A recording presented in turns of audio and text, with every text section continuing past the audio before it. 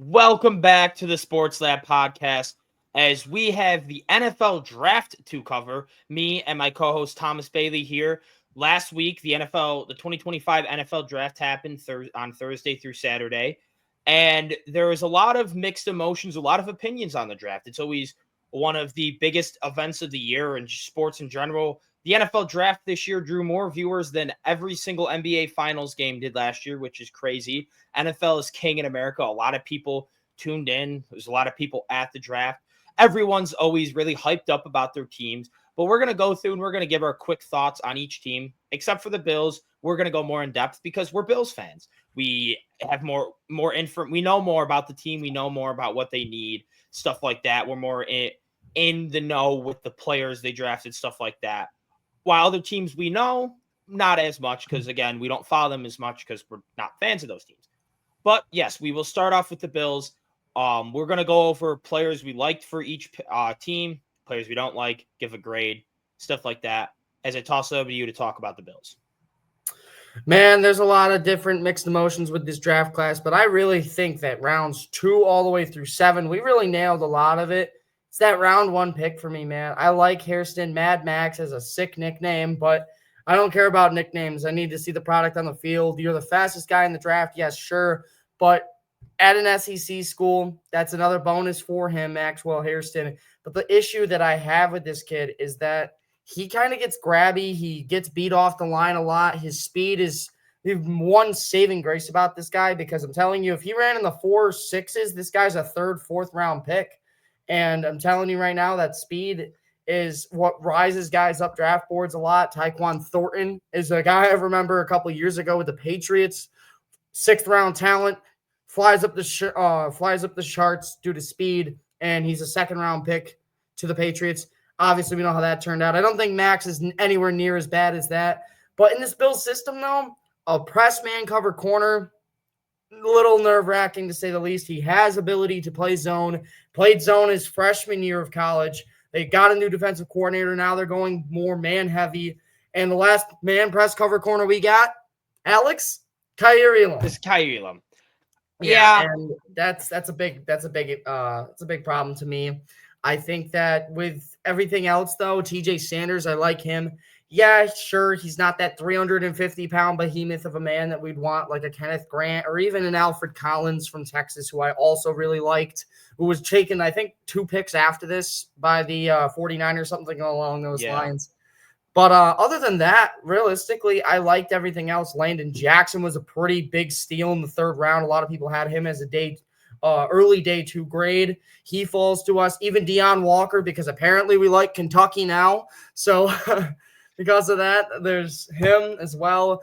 I thought the run on corners was interesting. We took a lot of different corners. We took Hancock. We took Strong, obviously. I think that we had 3 corners in this class overall. That's a lot. And then on top of that, I didn't understand the move to not go running back, especially after everything we were talking about leading into the draft. I think running back in the 6th round instead of Chase Lunt would have been completely cool with me. Or even the 7th round wide receiver, Chase Prant, who we ended up getting. I liked him a lot too, but I don't think that he's too well. Also, I did want to mention the fact that Brandon Beane said that they liked Tai Felton from Maryland a lot, and so they got to see his teammate is Caden freaking Prather. Brandon Beane knows ball. Yeah, exactly. Ty Felton, the GOAT. Ty Felton is literally the GOAT. If the Bills drafted him, I would have been that night on line trying to buy a Bills Ty Felton jersey. He was my favorite player in this entire class. Yeah, the Bills really liked him too, and unfortunately he goes to Minnesota, not Buffalo. But because we had scouts in the building looking at Maryland so heavily, they saw Caden Prather, they saw his kick return ability, they saw those kinds of things. Why not take a flyer on a guy who might be your special teams hero next year? You never really know in the 7th round. Might as well get a guy in the 7th round to be a depth wide receiver / kick returner. Checks off 2 boxes for the Bills. I like that pick. Chase Lunt, definitely just going to be a 6th offensive lineman once Alec Anderson inevitably leaves because he's going to want money to go elsewhere and be a relatively high-end backup or starter maybe for a pretty bad offensive line. Who knows? And then on top of that, I like Jackson Hawes too. This kid is a mauler. He's your blocking tight end. He's going to be there on those plays where we're going to have those 2 tight end sets. You're going to bring in Jackson Hawes and you're going to bring in Quentin Morris, and we're just going to absolutely bulldoze the front. Quentin Morris left. I think he's like, do you think he's? Oh, so it is. Okay, so it is Quentin Morris's replacement then. Yeah. Sorry, I didn't realize that. But that's basically what it is, though, is it's Quentin Morris's replacement. But then you bring in Dawson Knox and Jackson Hawes on the same play, have somebody in motion and push Josh Allen from the back. I think that he might be the guy that comes behind Josh Allen and pushes him forward. I think that he would fit that well if we do that. Obviously, I'm reading way too much into this, but I really like the draft from the Bills. I think Hairston's a solid player. Yes, sure, but I think we could have been better day one. So if I had to give a grade for each day of the draft, grade for day one would be a B-. I think that you could have moved up and gotten Tyleik Williams, who's 2 picks away from us with the Lions pick. That's who we wanted, apparently, according to everybody, including Sal Capaccio. I would have been completely cool with that. It would have changed the complexion of day 2 as well. However, day 2, I'm giving an A-. I really like day 2 of the draft. Move up and get your guy in TJ Sanders, and then Landon Jackson falls right into your laps. And I think it's 72. So because of that, I really like day 2. And then to day 3, I'll give a solid B overall. I think that we did great on just getting team needs out of the way, working through and basically just taking flyers out on some young corners who might be our next Benford situation. I like Strong. Strong is a good corner from Virginia Tech. The only issue, another man cover guy. So never really know there. And then obviously the other guy we got, Hancock from Ohio State. I think that he would be your zone cover corner if you really want a zone cover corner day 1. So I like him. He's got the big game experience as well. So, yeah, I like the draft overall for the Bills. And I guess if I had to say best pick for the Bills, I'm going to say Landon Jackson. It's really close between him and TJ Sanders. I like Sanders a lot too. First Sanders off the board. We'll get to that later. But either way, I like Landon Jackson. I think that he's going to be my favorite personal out of this draft class. I actually just did an Arkansas Rebuilding College Football 25, won like 5 national championships in a row. So because of that, I absolutely love the fact that he's from Arkansas. It's funny. And then Maxwell Hairston is definitely a head scratcher, but he's not the worst pick to me. I think the worst pick overall in this draft would be Chase Lunt, even though I don't think it. I don't really hate any of the picks. That's the problem. I don't really hate any of the picks. And out of everything that we drafted, I feel like offensive tackle was the least needed. I think he's going to be a guard, though. I think he's going to be a guard. Well, yeah, but I mean, still, I don't think we needed the offensive line. Like you needed a replacement for Quentin Morris. You got him, Jackson Hawes. You got your kick returner and Prather. We have 2 starters that are free agents after this year in the interior offensive line. That's true. That is true. But I mean, but I get what you're saying. I get you're kind of splitting hairs when you're picking. Yeah, exactly. I get it. If anything, I'd change it maybe to Dorian Strong because Strong's a man cover corner. We already took 2 corners prior to him. What do you really need him? But either way, I'll pass back to you. Yeah. So if I had to go with an overall grade, I will go with B. For the longest time, I said at B- because I was kind of annoyed we didn't get a receiver earlier in the draft. But then since we signed Elijah Moore, who I absolutely love that pick, I'm going to move it up to a B because Elijah Moore would have been more productive than any day 3 pick we would have drafted. Oh, for sure. Like Elijah Moore had 62 catches last year with a sexual predator and dog shit as his quarterback. Like it was and then he was on the Jets before that with Zach Wilson. The best quarterback he's played with in his career, I think, is old man Joe Flacco.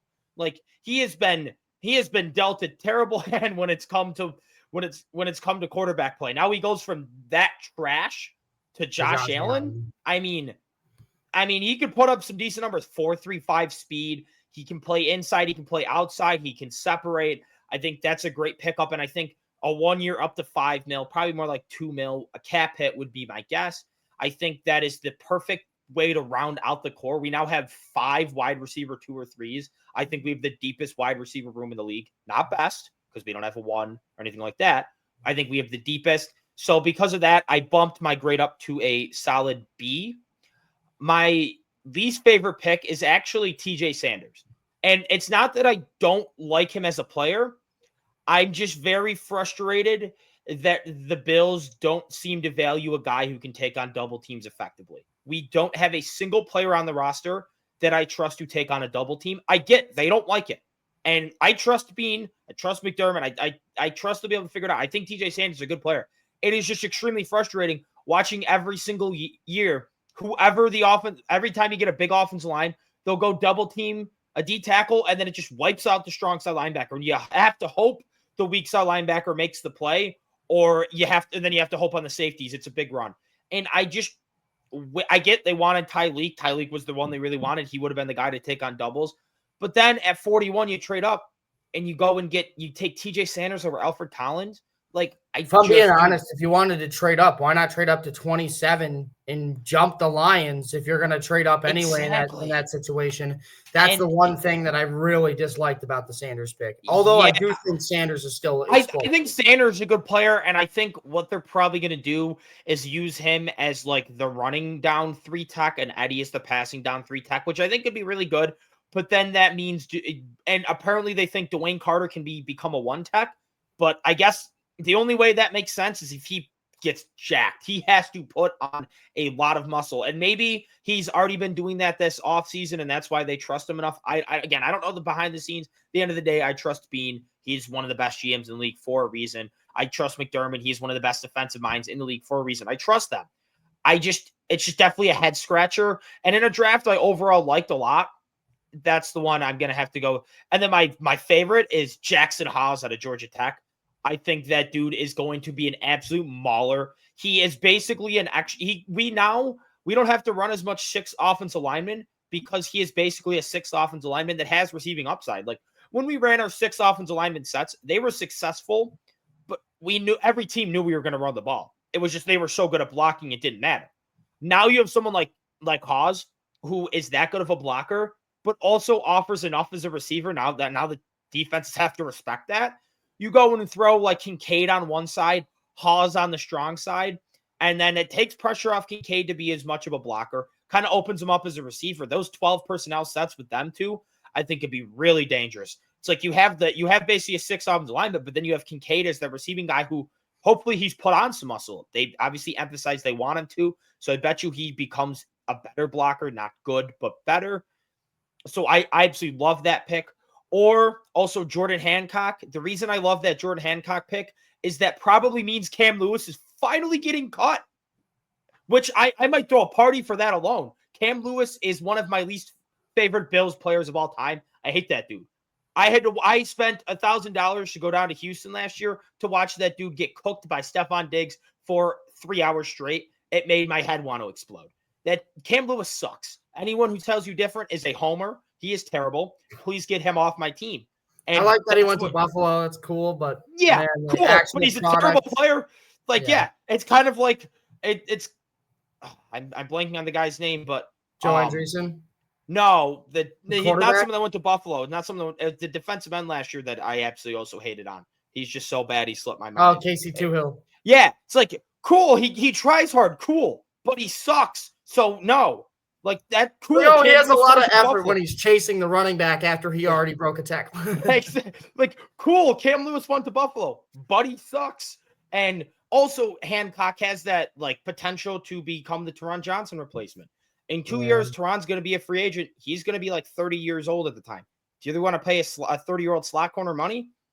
Probably not, which means he's the perfect guy to slot right in. And then day 3, basically what you do is you want to target specific depth needs or just take developmental swings.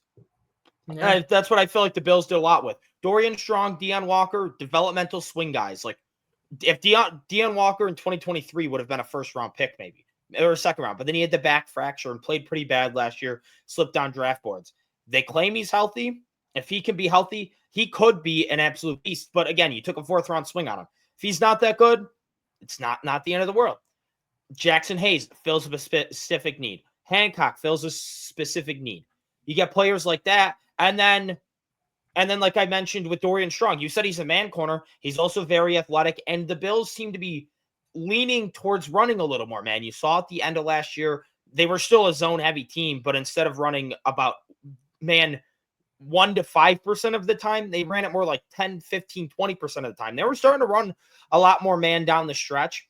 And I think you saw that in the way in this draft. They drafted 2 guys who are better at man press than they are in zone. I think Maxwell Harrison is a better zone corner than people give him credit for, but he is definitely a man corner first. And I think they kind of are leaning towards wanting to run like that. And similar to 2022, it's kind of insurance. You took two outside boundary corners, and if one of them pans out, cool. Like, no one really cares that much about Kaiir Elam being a swing and a miss because we got Christian Benford. If we didn't get Benford, then our cornerback room would be really bad, and that miss would look so much worse. But because we got Benford in the same draft, it kind of softens the blow of taking a bust like a Kaiir. The same thing could kind of be here. So I really like that. Landon Jackson, as you mentioned, was projected to go in the second round. We got him in the third. I think he's basically a better AJ Epinesa. He's an athletic freak, but he doesn't have the bend to become an elite pass rusher or anything. I don't even know if he'll ever become a good pass rusher. But if he could become, I think he'd become a solid DN3 on a team. And in the third round, I think that's good value. Now you don't have to pay Epinesa anymore. Maybe he's trade bait to save some money and get a draft pick before, like, if he isn't playing well. It's like, all right, we got Jackson, this giant athlete that is good against the run. I would go the Harrison pick in the first round, probably go B-. Day 2, I'd probably go B- again, but then day 3, I'd go A. I think Bean hit day 3 out of the park like he normally does. I think he might be the best GM when it comes to day 3 in the league. If you put Howie Roseman day 1, Brandon Bean days 2 and 3, it'd be the best GM of all time. Yeah. Literally. Honestly, yeah. That Bean has just not been great day outside of getting Josh Allen. He hasn't been great day 1. Yeah, if you get Howie Roseman, Oliver's okay. Greg Rousseau's good, but okay. But I would, saying Greg Rousseau's okay is extremely disrespectful in my opinion. Well, saying Ed Oliver's okay is also disrespectful, but it's you're right, not as disrespectful as Rousseau because Rousseau's better than Ed. But yes, you're right. Calling either of them's okay. But yes, he's gotten a couple of good players. But yeah, if he could get players like the players, I mean, to be fair, Howie Roseman's had a lot more top picks than Bean has because we've just been consistently better. I think Bean has had 1 pick in the top 25 since two picks in the top 25 since he became the GM. Tremaine Edmonds and Josh Allen. Oh, and Ed Oliver's 3, yeah. But yeah, and those were a lot of those were trade ups too. Like, yeah, well, we traded since COVID. The highest pick we've had is Dalton Kincaid, which we traded up to, I think, at 25. Yeah, I was gonna say maybe Kincaid was 25. Yeah, like, we don't have a lot of top picks, but yeah, if we could draft like Howie Roseman in the first round, but then be like Bean in the second, like, yeah, day 2 and 3 where Bean usually at least gets 1 just stud and those. But yeah, I think overall I really liked this draft from the Bills. I think it set us up next year. My favorite part about it is we filled a lot of depth pieces. It set us up well next year for not having any glaring needs. We were going into this draft with 2 glaring needs. A defensive tackle and a cornerback 2. We don't have any glaring needs next year. Yeah, wide receiver 1 is probably our biggest need going into next year. Like, yeah, we probably need a true wide receiver 1. I don't think we have one on our team, but maybe I could be proven wrong by like a Coleman development, something like that. So, but as it looks right now, we don't have a true wide receiver 1. That's a need. Safety, maybe if Bishop doesn't develop, could be a need. Running back, if Ray Davis doesn't develop and James Cook does and leaves, maybe a need. Interior offensive lines, maybe a need. Linebacker, maybe a need. Edge, maybe there's a lot of that could be potential needs, but it's not like anything glaring like we had this year. And that's probably my favorite part of the draft is the way they set us up for next year to kind of be able to go all in to go and get the guy we need to put us over the top. Yeah, I agree. But after that, it's a very long-winded take on the Bills. We have other teams because there are 31 other NFL teams. So we have other teams to get into. We will start with Arizona. We will be much quicker with these analysis as we don't care about them as much. I'm not going to lie. Arizona had an interesting draft. I think that they kind of got screwed in the first round by Kenneth Grant going to Miami. I think that's who they wanted at 17. And on 16, I think it is actually 17. 16. Yep. Yeah, so 16, they got Walter Nolan, the defensive tackle from Ole Miss, which I think is a good fit. I think that he is basically the same exact carbon copy of Kenneth Grant without as much, just experience in big games, things like that. He is the less upsided version of Kenneth Grant. Kenneth Grant's got a lot more upside than Walter Nolan. But starting out, I think that Walter Nolan actually has the higher floor out of the two. I think Kenneth Grant could become a big bust or really, really good. And I think that on the opposite side, Walter Nolan's a decent starter at worst. And at best, he's probably a solid day one guy who's going to be there for a while. I think Jeffrey Simmons is a ceiling, and his floor maybe like a worse Ed Oliver. Yeah. And so because of that, I do think that Walter Nolan's still a solid pick here at 16. But after him, Will Johnson at 47 is a criminal offense, to be honest, the fact that he fell this far. I understand that there's been a lot of concern around him with the knee injury. And if you look at it, he tore his ACL. He was out for the season a couple seasons ago. And then he came back this year and had one of the worst tackle rates in the entire Big Ten. I think he was bottom 3 worst player tackle percentage wise in just tackles missed. And because of that, that's definitely why he slipped down the board. Last year when he was doing end of season workouts and they ran his 40-yard dash, it was a 4.39. This year at the draft combine, it was a 4.65. That's a big loss. That's 0.26 seconds that you lost on the 40-yard dash. That's a huge gap there from where he was at one point. Mix that in with the tackling, it's easy to see why he fell. But I do think that he has the potential to be a number 1 corner if he stays healthy and gets back to his full level, which I expect him to do. I mean, realistically, I love the fact for the Cardinals that he kind of fell here. You're going to get him paired with Garrett Williams, Cuse legend, baby. But you get to pair him with Garrett Williams and Max Melton in the slot now, too, who's the guy from Rutgers. I like that a lot. That'd be my favorite pick of the entire draft is that one right there. And then I also like Walter Nolan as well. So I think Walter Nolan being a solid guy, I think that's something you need to take into account. And I'm not going to lie to you, the worst pick in this draft for the Cardinals, I don't think is any. I didn't hate any pick they took. Their last pick of the draft was a safety, which, I mean, you might need a safety. Who knows? It's a 7th round pick. Who cares? You got Denzel Burke, who's a slot corner. He might be the new Max Melton replacement if Max Melton doesn't develop further. On top of that, you got an offensive guard. You got Jordan Birch, the edge rusher from Oregon. He's basically like a Landon Jackson to me, where he's going to be a rotational defensive end on that D-line, which they clearly wanted to go heavy on in this draft. Walter Nolan is a good pick. You finally got your defensive tackle to pair with a Josh Sweat on the edge. That looks pretty nice considering you're a 3-4 defense. And then other than that, the only other guy you could really hate on is Kobe Simon, who's a linebacker. But realistically, I don't hate that one either. So I'm going to go ahead and give the Cardinals a solid B+. I think they would have got an A. They would have hit this thing out of the park if they got Kenneth Grant and then did everything else. Unfortunately, they didn't get Kenneth Grant. I think Walter Nolan's still a solid guy, though. I'm going to give him a B+. Maybe even, you know what? I'm going to give him an A- for this draft. Give me an A- for the Arizona Cardinals.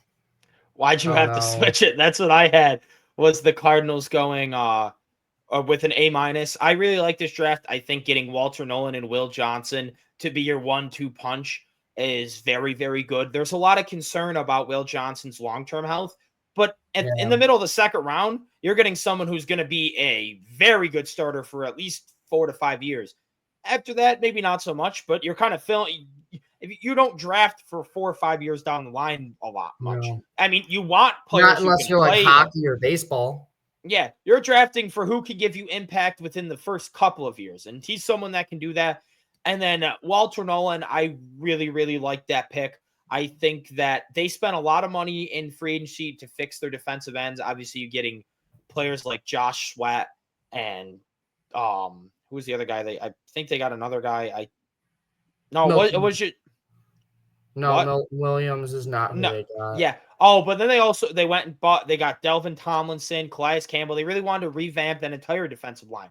Now you go and add someone like Walter Nolan who can sit behind Calais Campbell, who is a great veteran to learn behind. He is a legend of the last 15. Well, I'm a legend, but he is one of the best defensive lineman in the last 15, 20 years. You go learn behind him for a year. I think that he could develop really well. And that D-line that was really bad last year can be pretty decent. I mean, overall, they completely revamped their defense. They got Jordan Burch in the 3rd round, but that's probably what I'd go with my least favorite pick if I had to pick one, just because I think there's better defensive ends available. I think you went with Burch over someone like Braden Swinson and Josiah Stewart, who I both really like. I like both of those guys' pass rush juice. I think they would have been better picks here, but that's kind of split hairs. The way they crushed their first 2 picks, it really does. Honestly, it doesn't really matter what happens the rest of the draft. If you get 2 studs in a draft, that's a pretty good draft. Yeah. Unless you have like a plethora of like if you were like the Giants when they had like 3 firsts, or like the Raiders when they had 3 firsts, that like when they both were and you only hit 2 picks, that's bad. And you only have 2 picks in one. You only hit on 2 picks in one draft. That's bad. But when you have they had basically they had 7 picks. They had 1 pick in each round. If you hit on your first and second round, maybe you get some decent depth with the rest. Very good draft. Oh, yeah. As we move on to a very interesting draft, we'll go with the Atlanta Falcons. Only had five picks in the draft, but they sure made their mark on these picks. Yeah, they technically had a lot more coming in, but obviously we had a huge trade, which I got clowned on for saying that they fell in love with James Pierce, especially after they took Jalen Walker. And then they traded back into the 1st round and drafted who? James Pierce. So screw off to everybody who said I was lying. I wasn't there yet. That wasn't me. Yeah, I don't know why James Pierce is somebody they fell in love with, but they clearly fell in love with him. They traded their first next year, which we're going to get into that because that's terrible to me. For the simple fact, you already got your edge rusher. I think Jalen Walker has a lot more upside. I had him going 8 to Carolina in my mock draft. And so for that reason, I do think that he is a very good defensive end. He's going to fit the system well, obviously. And he is the first Georgia Bulldog drafted by the Atlanta Falcons in the 1st or 2nd round since like the 1960s. That's interesting. Yeah, I never knew that was a thing. At least Jalen Walker doesn't have to drive very far. Exactly. We don't want any Georgia football players on the road. It probably is a bad thing, though, at the same time, though, because now he doesn't have to take a flight. He can just drive. It's probably also pretty bad. Right. Everyone in Atlanta, stay off the roads. Yeah, literally, stay off. Anyway, though, James Pierce is still a very high upside guy. He's basically like one of those guys that's boom or bust. He's a very interesting prospect. He was a top 5 pick last year before having a pretty bad year this year. And by pretty bad, it's SEC bad, but overall just in the country, not terrible. And I think that for James Pierce, his stock kind of fell a little bit because of that. But realistically, I really want to talk about my favorite pick of the draft, which is Xavier freaking Watts in the 3rd round at 96. End of the 3rd. Yeah. Literally the last pick of the 3rd round before the compensatory picks. How did he fall this far? I have no idea. That's the steal of the draft to me. You also go out and get your safety, Billy Bowman, in the next round. I don't know why you went double down on safeties, especially when a guy like Xavier Watts fell right in your laps. Both their safeties sucked last year. They needed to. That's fair. And then they also got Jack Nelson, who I thought was a day 3, probably like 4th, 5th round talent out of Wisconsin.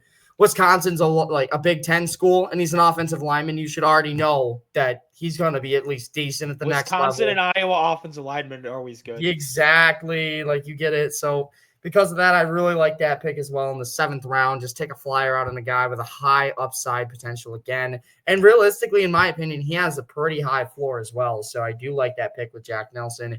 For an aging guy like Caleb McGarry, you're finally going to be able to get rid of him, Atlanta Falcons fans. Jack, if you're watching this, I know you're going to be very happy about that. But either way, though, I like this Falcons draft a lot. I just think that the James Pierce trade back into the 1st round to get him. If you would have got him in the 2nd round, wherever you picked in the 2nd round, this is an A+ draft. Trading back up in the 1st round. Or trading up without giving up your first. So. Exactly. But trading up with that 1st round pick, I'm going to have to give this one a B-. I think that this draft is so good, but I'm sorry. It's a good draft. It's just a lot of potential is the problem. Billy Bowman is a high potential guy. James Pierce is a high potential guy, but their floors are literally like never seeing the football field ever again. Versus a guy like Jalen Walker and Xavier Watts. Those are really good value picks. Being able to get them where you got them. I love those two additions. And it's just basically like they copy and pasted what they did. They're like, oh, it worked well with our first edge rusher. Let's go draft another one. Oh, we just got a great safety. Let's go take another safety. I have no idea why. But I like the idea to go defense. You need a defense, definitely. The only real question mark on your offense right now, in my opinion, is either if Kyle Pitts can put it all together, which we've been saying for 5 seasons, and then Michael Penix, of course, as well. So realistically, I like the idea, but I'm gonna have to give it a B- in this draft. My favorite pick is going to be the Xavier Watts pick because I don't know how the fuck they got him. And then I guess I'd say my worst pick would be the James Pierce pick for the simple fact of that trade. Yeah, I hate how much we think alike in a lot of things because I had the exact same reason. If it based on the players, this is an A+ draft, but the fact that they gave up their first next year, I was gonna give it a B-. That's why I had that reaction when you said B-. I'm like, not again. Yeah. I think Jalen Walker, I think James Pierce, they're both gonna be pretty good. They have high upside. Clearly, the Falcons, they realized their defense was not very good last year. Their back end wasn't good. Their pass rush wasn't good. Their defense in general just wasn't that good. So they're like, all right, let's go knock 2 positions out. They needed a lot of work. They already kind of have corner a little bit. Linebackers aren't terrible, but it was like defensive line and safeties are pretty bad. So like, all right, let's go knock out edge and safety. Let's go take 2 of them. And I thought they got really good value. I think if, like, say hypothetically, the Falcons just had pick 26 or maybe a different trade, they didn't trade it up. Taking James Pierce at 26 is good value. But trading your first round next year to go and get James Pierce is bad. And your second this year is bad value. Especially because if Michael Penix doesn't play right or you have a key injury, that's a top 10 pick. Yeah, you're giving if Michael Penix isn't that good, that could really hurt. I mean, the offense has enough weapons where I think even if Penix plays bad, they're going to be able to put enough games together where they won't have like, you're not giving up like a top 5, but yeah, you could be giving up a top 10, top 15 pick. And again, if that's a top 10, 15 pick, it's probably because Penix plays bad. It's a very strong QB class next year. Now you don't have your first round pick to go and get a QB. You have to wait another year. And who knows? I mean, the 2027 quarterback class looks also really, really good, especially if Arch Manning decides to stay. And he has already said that he wants to stay 4 years at Texas. So like hypothetically, I mean, you got Lagway. If Arch stays, Dylan Raiola, like that could be a really nuts big 3. But you don't really know. You don't really want to bank on that. Like, hopefully in 2 years, if Penix doesn't work out, you can get one of those guys. If they hypothetically end up meeting expectations and hypothetically want to stay in this, that, and the third, like hypothetically, it's a bunch of hypotheticals, and that's why I just don't like that. But yeah, Xavier Watts, elite pick. Billy Bowman's a really good pick. Jack Nelson, really good pick. So yeah, A+ value, B- because of that bad trade though. Okay. As we move on to the Baltimore Ravens pick. More like picks. This was the best draft, in my opinion, out of any team. I don't get it. I don't get it. This is an A+ for me. I'm sorry. Like, this is everything you wanted in a draft class. You got Malachi Starks at 27. He falls right into your lap because nobody really needed safety. Now you pair Malachi Starks with Kyle fucking Hamilton as your 2 safeties, on top of having Marlon Humphrey, Nate Wiggins. I don't know what to say at that point. That is insane. So because of that, I really like that idea. On top of that, Mike Green, obviously, in the second round is another insanely good pick. I understand the sexual assault allegations. That's why my favorite pick of this draft is Malachi Starks, not Mike Green. Mike Green, definitely with the allegations, can be interesting, but he's got a ton of upside. And then another thing about him is I think he's going to need to develop. I don't think he's going to be like a day one absolute killer. I think he's going to come in as like a rotational guy, come in and like rotate in on plays and stuff and develop for this first year. But next year, I definitely could see, especially with the circulation around Odafe Owe, who they haven't even made the decision yet on his 5th-year option. So because of that, you never really know what they'll do. With him, Mike Green could be his replacement. You get rid of Odafe Owe at the deadline, or next year he just leaves in free agency, whatever. So I really like that long term as well as short term. So I really like both of those picks. And then on top of that, you get Emory Jones from LSU. That's a pretty damn good pick to me, even though you kind of reached for him. I think he was more of a day 3 guy, but you got him at 91. Like, shut up. Like, who cares? It's whatever. And then on top of that, I don't really care for the day 3 aspect of this. If I had to give anything to knock this draft down to like an A or an A minus, it'd be day 3. But Tyler Loop, the kicker from Arizona, I do think it's funny that it's finally the end of Justin Tucker. Premature ending, if you will, to Justin Tucker's career. But Justin Tugger's career. Yeah, Justin Tucker's premature ending to his career. So either way, though, I do think it's still a good draft. You got him in the 6th round, Tyler Loop, so you didn't have to reach for a kicker either.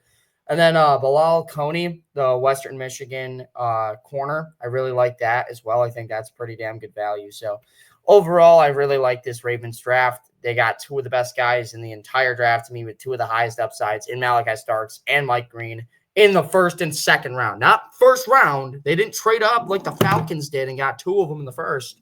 They got their guy in the 2nd round after waiting. And I don't know how DaCosta keeps doing this. I don't know how we let him get away with it, but here we are. And I'm going to give the Ravens the first and maybe only A+ in the entire draft.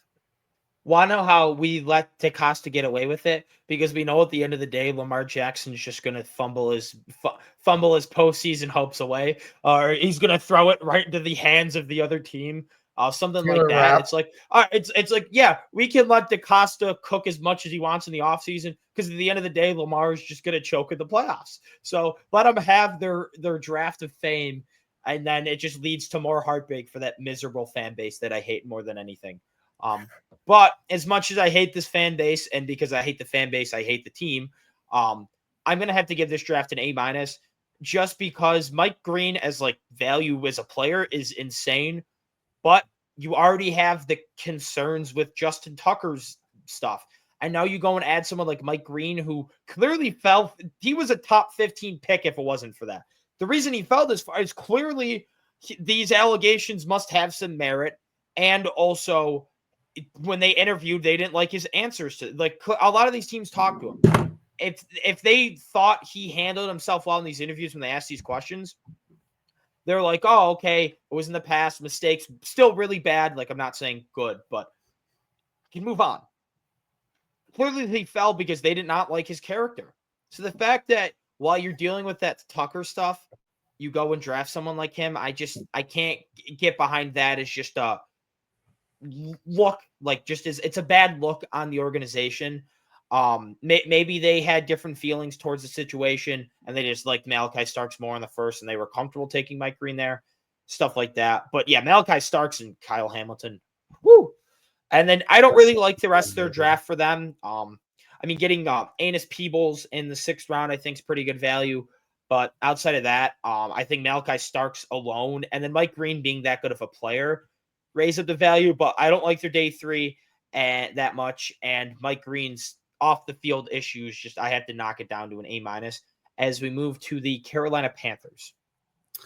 This one is so good, dude. B+ or A- for me. I really like this draft a lot. I think that Tetairoa McMillan makes a lot of sense. You want to go get that big body receiver. And yeah, sure, they have Leggett from last year, but they need to get these big body receivers because when you're Bryce Young, you can't see anybody who's smaller than the offensive lineman. And because of that, you're going to need to have somebody who's a little bit taller so you can throw the ball to them and make sure that you're there without having to jump up into the air like Mario. So because of that, I do think that I really like the Tetairoa McMillan just in general. I really like his explosiveness, being able to do the back shoulder fades. He's basically like a Mike Evans, just new version of Mike Evans to me. He fits that mold very well. And then getting Nick Scorton in the 2nd round at 51 is so underrated to a lot of people. That's my favorite pick of this one. Nick Scorton has a very good reach. He is a lot like Epinesa almost, but he's better Epinesa. He has the reach. He can stop the run, and he brings that pass rush upside with him and Shamar Stewart. So I really like that pick. You also get guys like Trevor Etienne in the 4th round. Character issues, yeah, sure, but he's a dang good running back when he's healthy. Trevor Etienne, boo. Boo, you suck. I hate you. Well, yeah, you don't like you him. transferred out of Florida to go to a rival. boo you. You should have never been drafted. I hate you. Yeah, You right. suck. And then Mitchell Evans, getting him in the 5th round as well, the tight end from Notre And in Dame, the who fifth, was, too. yeah, being able to get him, I think, is such a steal. You pair him up with Tommy Tremble, who is a guy who used to be a teammate there. So I do think that this is a great draft for the Panthers. So give me an A- for this draft class for them. My favorite pick is Nick Scorton, and my least favorite pick would be the Cam Jackson D tackle out of Florida. I'm sorry. It's not against him. It's not because of Cam Jackson being from Florida. It's because they have Derrick Brown. That's it. Yeah, I mean, at that point, you're basically just drafting a backup. But I get what you're saying. They could have won other positions because they have him. I get it. Well, I mean, to be honest, I loved that draft. So yeah, you're just splitting hairs and just boo you for saying a Florida guy. But I don't really care that much. Just playing around. My favorite pick in this is Tet McMillan at pick 8.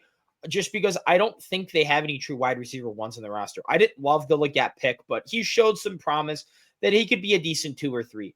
Jalen Coker could be a decent 2 or 3. You still have Adam Thielen there. Like, they have a bunch of decent receivers. It's kind of like the Bills receiver room.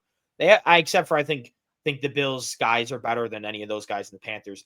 But outside of Tet, now you go and add someone like Tet McMillan, who I know people have concerns with his separation, and they have concerns that he has enough speed to compete in the NFL. But he was a 5-star recruit. He had a great breakout year. Like, he broke out early in college. It wasn't like he was a 1-year wonder. He is producing at a high level in a Power 5 conference, Power 5, then Power 4 for 2 years now.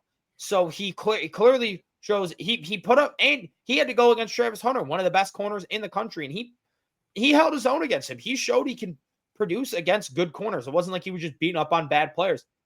But the problem was his quarterback.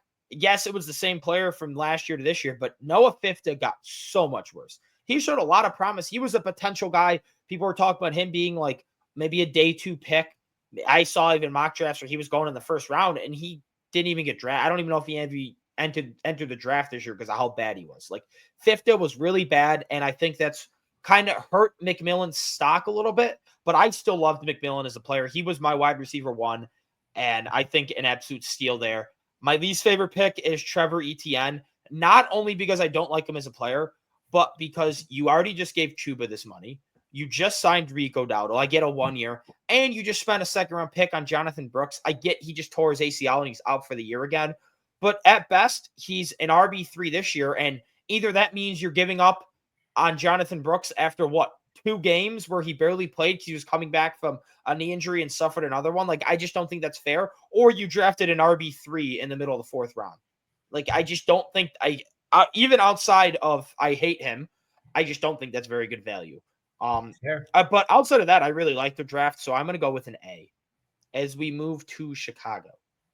I'm going to give Chicago a B+. I really liked the Colston Loveland pick. A lot of people hated the fact they didn't go Warren. I think Warren is basically Cole Kmet Jr.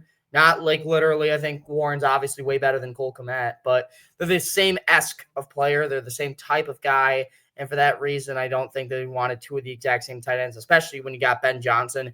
This was Ben Johnson. This was not the GM. This was not Ryan Poles. This was Ben Johnson's draft. And you can tell that by the first 2 picks being both Colston Loveland and then Luther Burden. That's just insane to me. Luther Burden is going to be their version of Jameson Williams to me. He's going to be their gadget guy. He's going to run those end arounds. He's going to be the one that catches those short passes and takes them 95 yards. He's going to be that guy. And I really like that pick for them. That's my favorite pick of the draft. Colston Loveland's great, though. I think that he is a very solid fit for this team. He's basically like Brock Wright was for the Lions. He had 6 touchdowns and almost 500 yards in the one season that they really utilized him.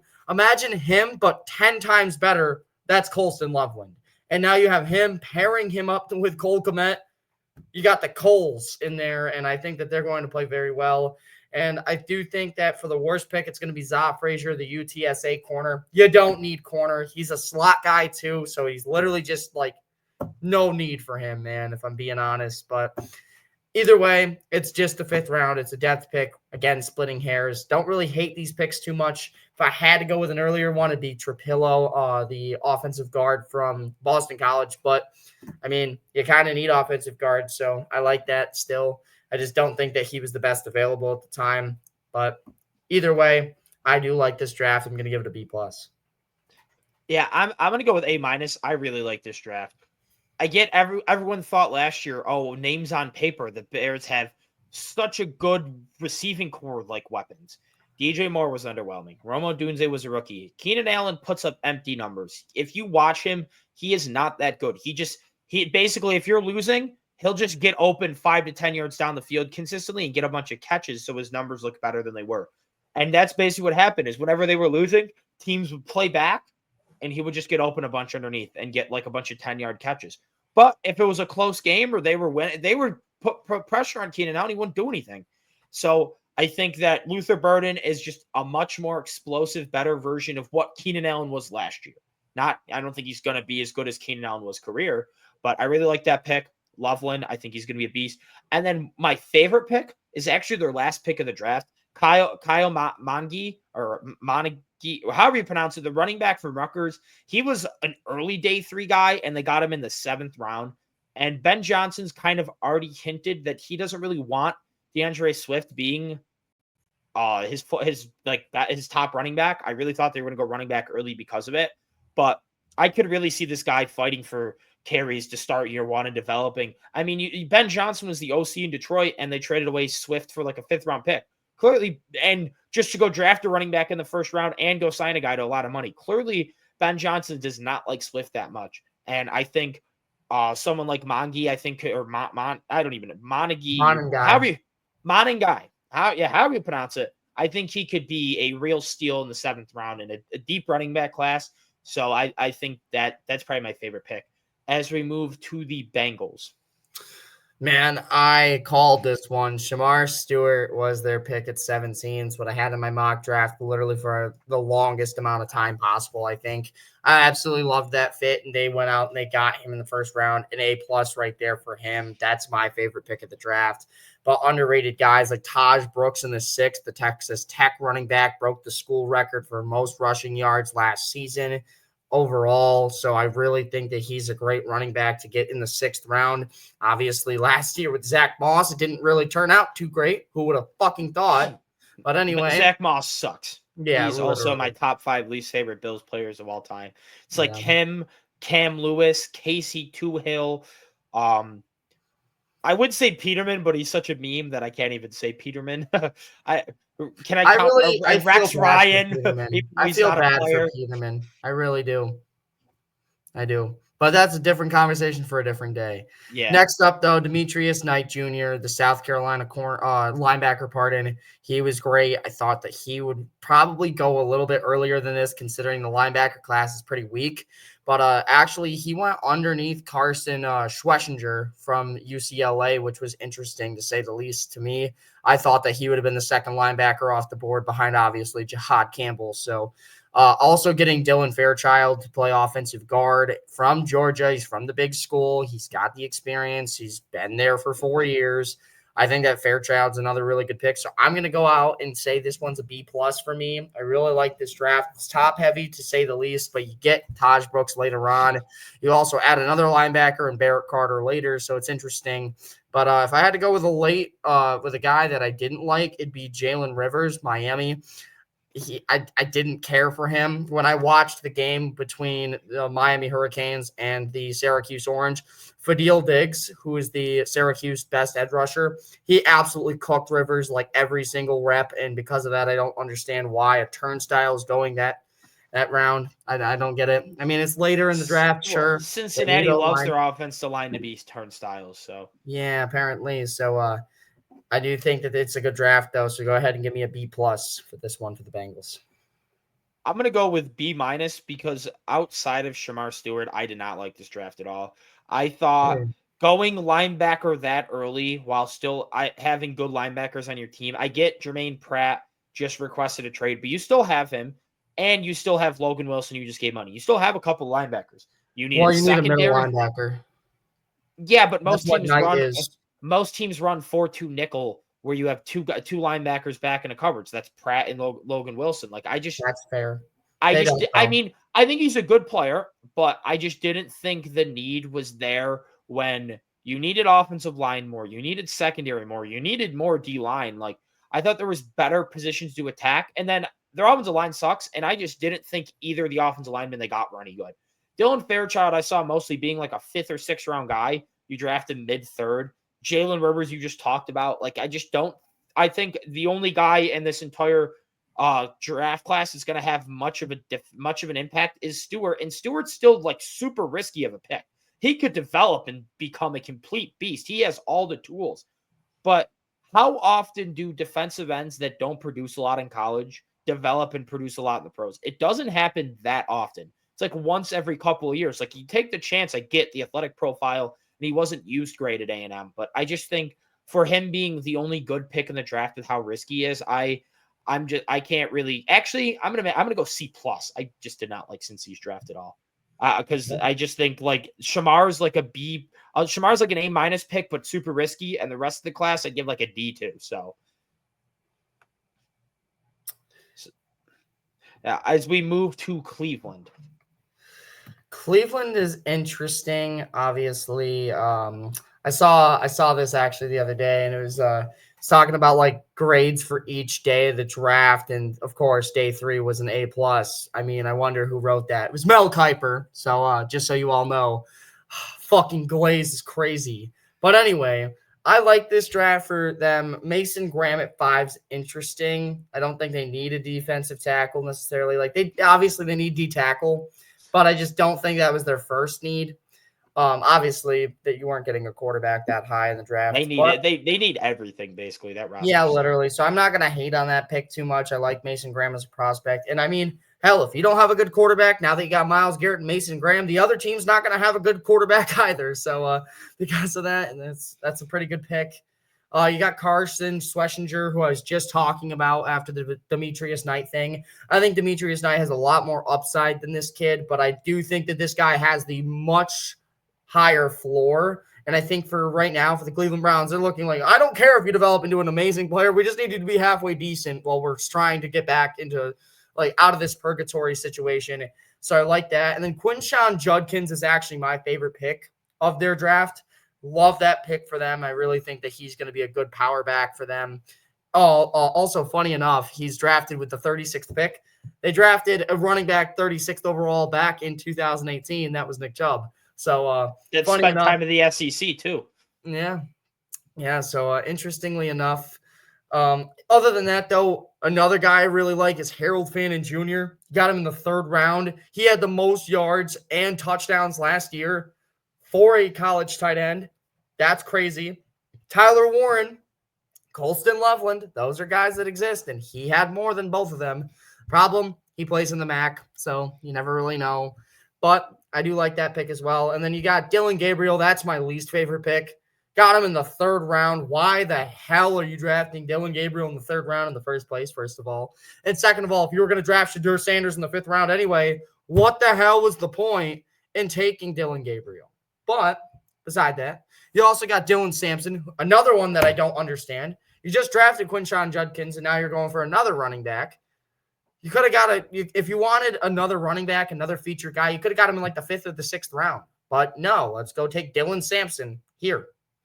Whatever, I guess.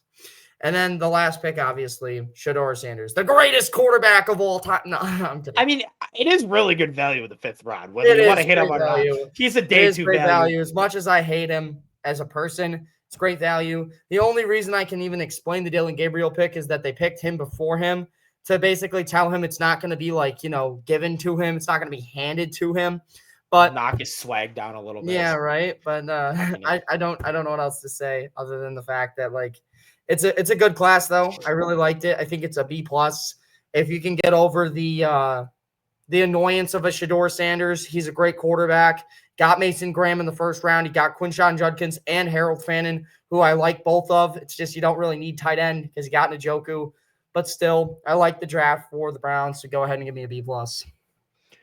Yeah, I think it's a really good draft for the Browns. It's a really weird draft because they had Travis Hunter sitting right there, and they trade out, and it's like Travis Hunter Wow. could be like a generational like Hall of Fame player.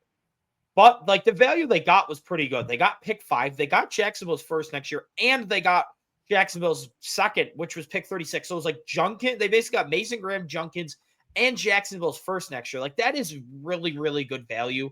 So I really like that. Mason Graham's, I think, a good pick. Schlesinger, I think it's good because you go safe. So now you have a linebacker to pair next to JOK. Thanks. And then Junkins, these are Judkins stats for people hating on him. As a true freshman at Ole Miss, he had 1,500 yards and 16 touchdowns, averaged 5.7 yards a carry. As a true freshman in the SEC. Then last year was a little bit of a down year, only had 1,150 yards, 15 touchdowns, 4.3 yards a carry. And then this year, at the Big Ten, again, another elite defensive conference, splitting time. He was not even the feature back. He had over 1,000 yards and 14 touchdowns, averaging 5.5 yards a carry. He was playing the best of the best, and he was dominating. I think that's he a played great in the pick. 2 best conferences in college football. Exactly. Harold Fannin Jr. with David Njoku could be that. That is going to be interesting. That'll be fun to watch. And then, the Dylan Gabriel pick, weird pick, especially then you take Shadur. My thought is you kind of hope one of them develops into a really good backup, or maybe one of them shocks you and develops into a starter.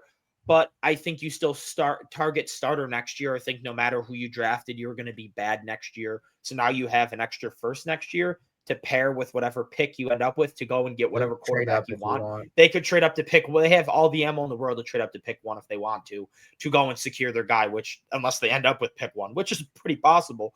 But I like the Sampson pick. I think a lot of teams are going a more running back by committee approach. Junkins, I don't think has the potential to be like a workhorse bell cow guy. So now you go and get 2 running backs, two really good running backs. I thought Sampson in the end of the 4th was really good. My only problem is they already have Jerome Ford. I just don't think Jerome Ford's that great. I mean, I think Jerome Ford's a good like running back 2 or 3. I think you have a really good running back. Yeah, room. Exactly. That's what I'm saying. He could be like running back 2 and then Judkins 1. Yeah, the only thing I just don't like, they basically they just double dipped at a lot of like not like luxury positions. But I think in this, with how talentless their roster is, or how the discrepancy, they have a lot of top end talent, but then like no depth. They just want to get as much talent as possible. So I think it's a good class, just definitely the weirdest class. I will say that. So we move to Dallas. My favorite pick for Dallas, as much as I don't think they necessarily need it, is going to be Siobhan Ravel. I really like that pick a lot. The fact you got him in the 3rd round because of an ACL tear. His comp for me is a Jason Verrett, which is insane. Coming out of TCU, Jason Verrett was the best corner in the entire class. He fell to 26, I think it was, to the Chargers. He ended up tearing his ACL literally in back-to-back seasons in his first game. So his first ever game in the NFL, he tore his ACL, came back from the torn ACL next season, tore his ACL in that game. That's got to be the worst injury luck I've ever seen in my life. But beside from that, I think Siobhan Ravel is very injury prone, but he's a good corner, and taking a flyer on him in the 3rd round, when in my opinion, he's the 3rd best corner in the class behind Travis Hunter and Benjamin Morrison. I think that he's better than Will Johnson when healthy. That's crazy to say. I get that, but I'll die on that hill. Other than that, I like Tyler Booker, 1st round pick. Solid guy. You needed offensive line. Sure, go get another Tyler on your offensive line, I guess. That's cool. Then you got Donovan Ezeruwaku. I love that pick as well. Needed edge rusher after losing to Marcus Lawrence. I think it makes a lot of sense there. And then other than that, I do think that the day 3 was interesting. You got Phil Maffa, though, the Clemson running back, who I think could definitely be really nice. I think they're not looking for a one running back here. I think their thought process was, if Genty's there, we take him. He's our workhorse back. But if not, you take one of the other running backs later in the draft, and then you make it a running back by committee with Rico Dowdle. What is Rico Dowdle? An elusive back. You go get Carolina. Your power back. Huh? You said, what is Rico Dowdle? I responded with in Carolina because he's on Carolina. He's on the Panthers now? Yeah, the Panthers signed him to a 1 year. Whatever. I don't know. I just talked about that earlier. Yeah, I know, but whatever. They got Phil Maffa, though, to be a running back by committee approach with whoever the fuck their running back 1 is at that point. Jaden Blue. Oh yeah, you're right. So they also drafted Blue. So because of that, I like the draft. Being able to go get your elusive guy and go get your power back makes sense to be a running back by committee versus going and doing just one thing. Other than that, I really like this draft. I'm gonna give it a B plus. I think there's a lot more potential for some of the other bigger needs you had, but getting a guy like Siobhan Revell in the third round, getting Donovan Ezra-Ruaku in the second, and then going out and getting the best offensive guard in the entire class in Tyler Booker. I really like the class, so give me a B plus. I'm going to go with A minus because I think they drafted 3 straight quality starters in a row. Oh, literally. I think Tyler Booker, really good guard. Donovan Ezra-Ruaku, the perfect DeMarcus Lawrence replacement. Then Siobhan Revell, you let him recover to the ACL, you throw him on the outside next to Diggs, and you got Bland. That's 3 playmaking corners with that pass rush of Ezra-Ruaku and Micah Parsons. That Cowboys defense, you may be able to run all over it and stuff like that, but it is going to make plays. It's going to get a lot of sacks, a lot of turnovers, which hopefully their offense is better. And that's kind of what Dallas lives by. Put up a lot of points, make a lot of big plays on defense, and try to win games that way. Not the greatest strategy so far, but let's see. And then I like them getting 2 running backs. If even one of them's decent, I think it's good.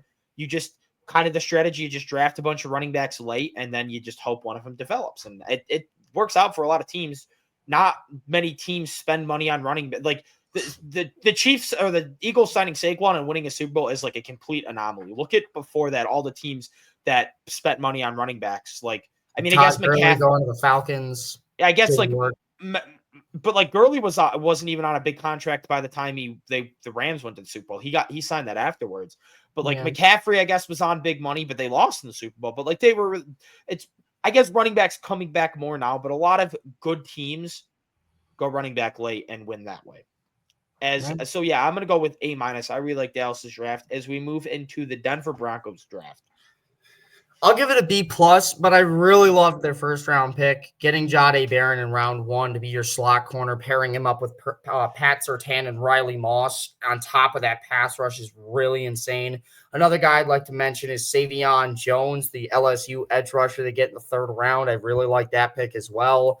You get RJ Harvey, the running back out of UCF in day 2. I don't like that pick for the simple fact I think that Caleb Johnson would have been a much better fit.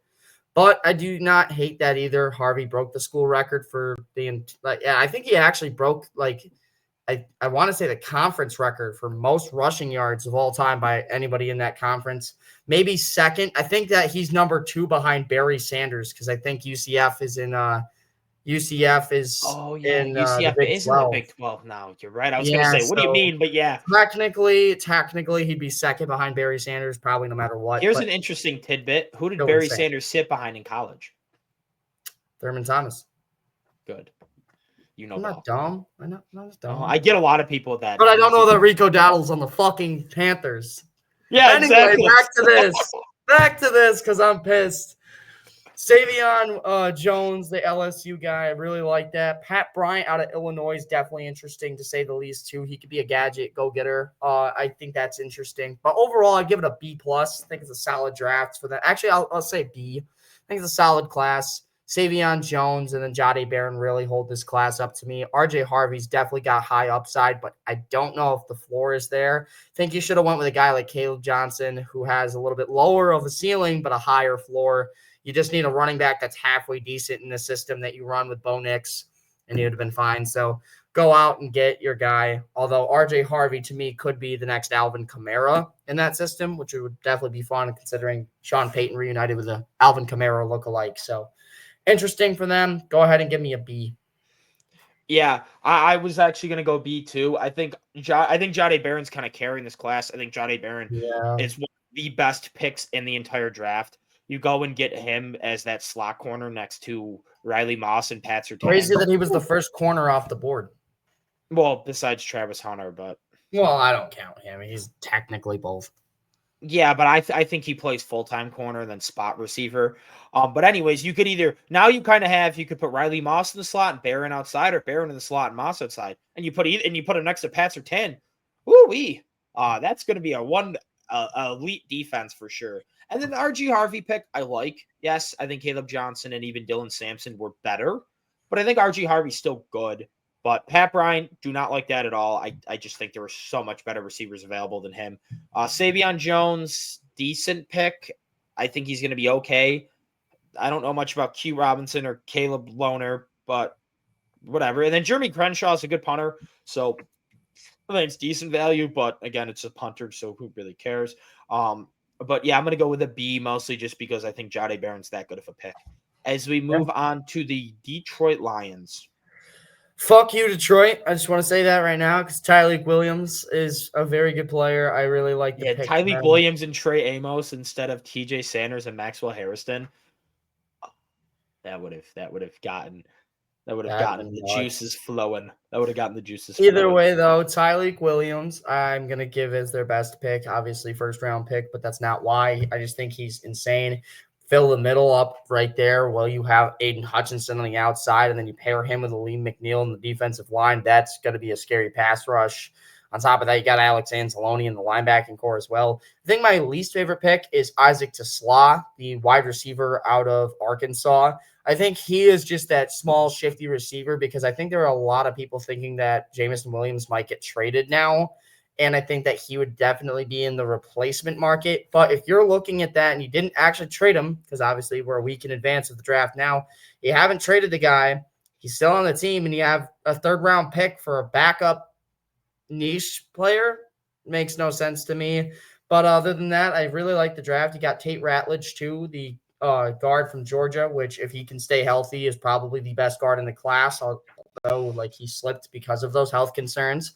I do think that he's still a solid guy, though, and I really like the draft overall. I'll give it a B- just because the rest of the draft kind of sucked outside of Tyreek Williams and Tate Ratledge. But overall, still a solid class for a team that has Super Bowl or bust aspirations for next year. Yeah, for me, Detroit's one of those teams that just doesn't have a lot of needs. They're kind of just a very talented team. So the fact that I think they got 2 quality starters when you already don't have a lot of needs, I think is very, very good. And I think TeSlaa could be valuable. I don't think he's great. I don't think he's going to be bad, but they don't need him to be great. They just need him to make plays here or there. I don't think it's awful value. My big issue with this class, because I'm going to give it a B, is the fact that they didn't really address edge. Because outside of Aiden Hutchinson, who knows what he's going to look like after the leg injury, we all hope for the best. He was running away with Defensive Player of the Year before the injury, and I hope he comes back and as good as new. You hate to see injuries derail people's career, but you don't know, a broken leg like that is not something that's very easy to come back from. And outside of that, their pass rush just sucks in general. Za'Darius Smith was decent last year, but he's old and they didn't bring him back because, again, he's old and he's, again, okay. Who is their second defensive end? Who else is going to rush the passer than the edge besides Aiden Hutchinson, who knows when he's back?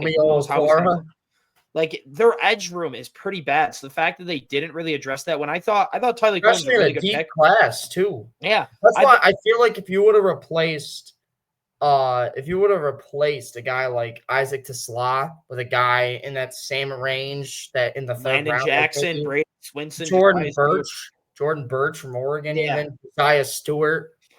Exactly. And Tyreek, I think, is going to be a really quality starter. I think he's really good. I just didn't think it was a great need. You have Aleem McNeil and the guy they signed from Cincinnati, DJ Reader.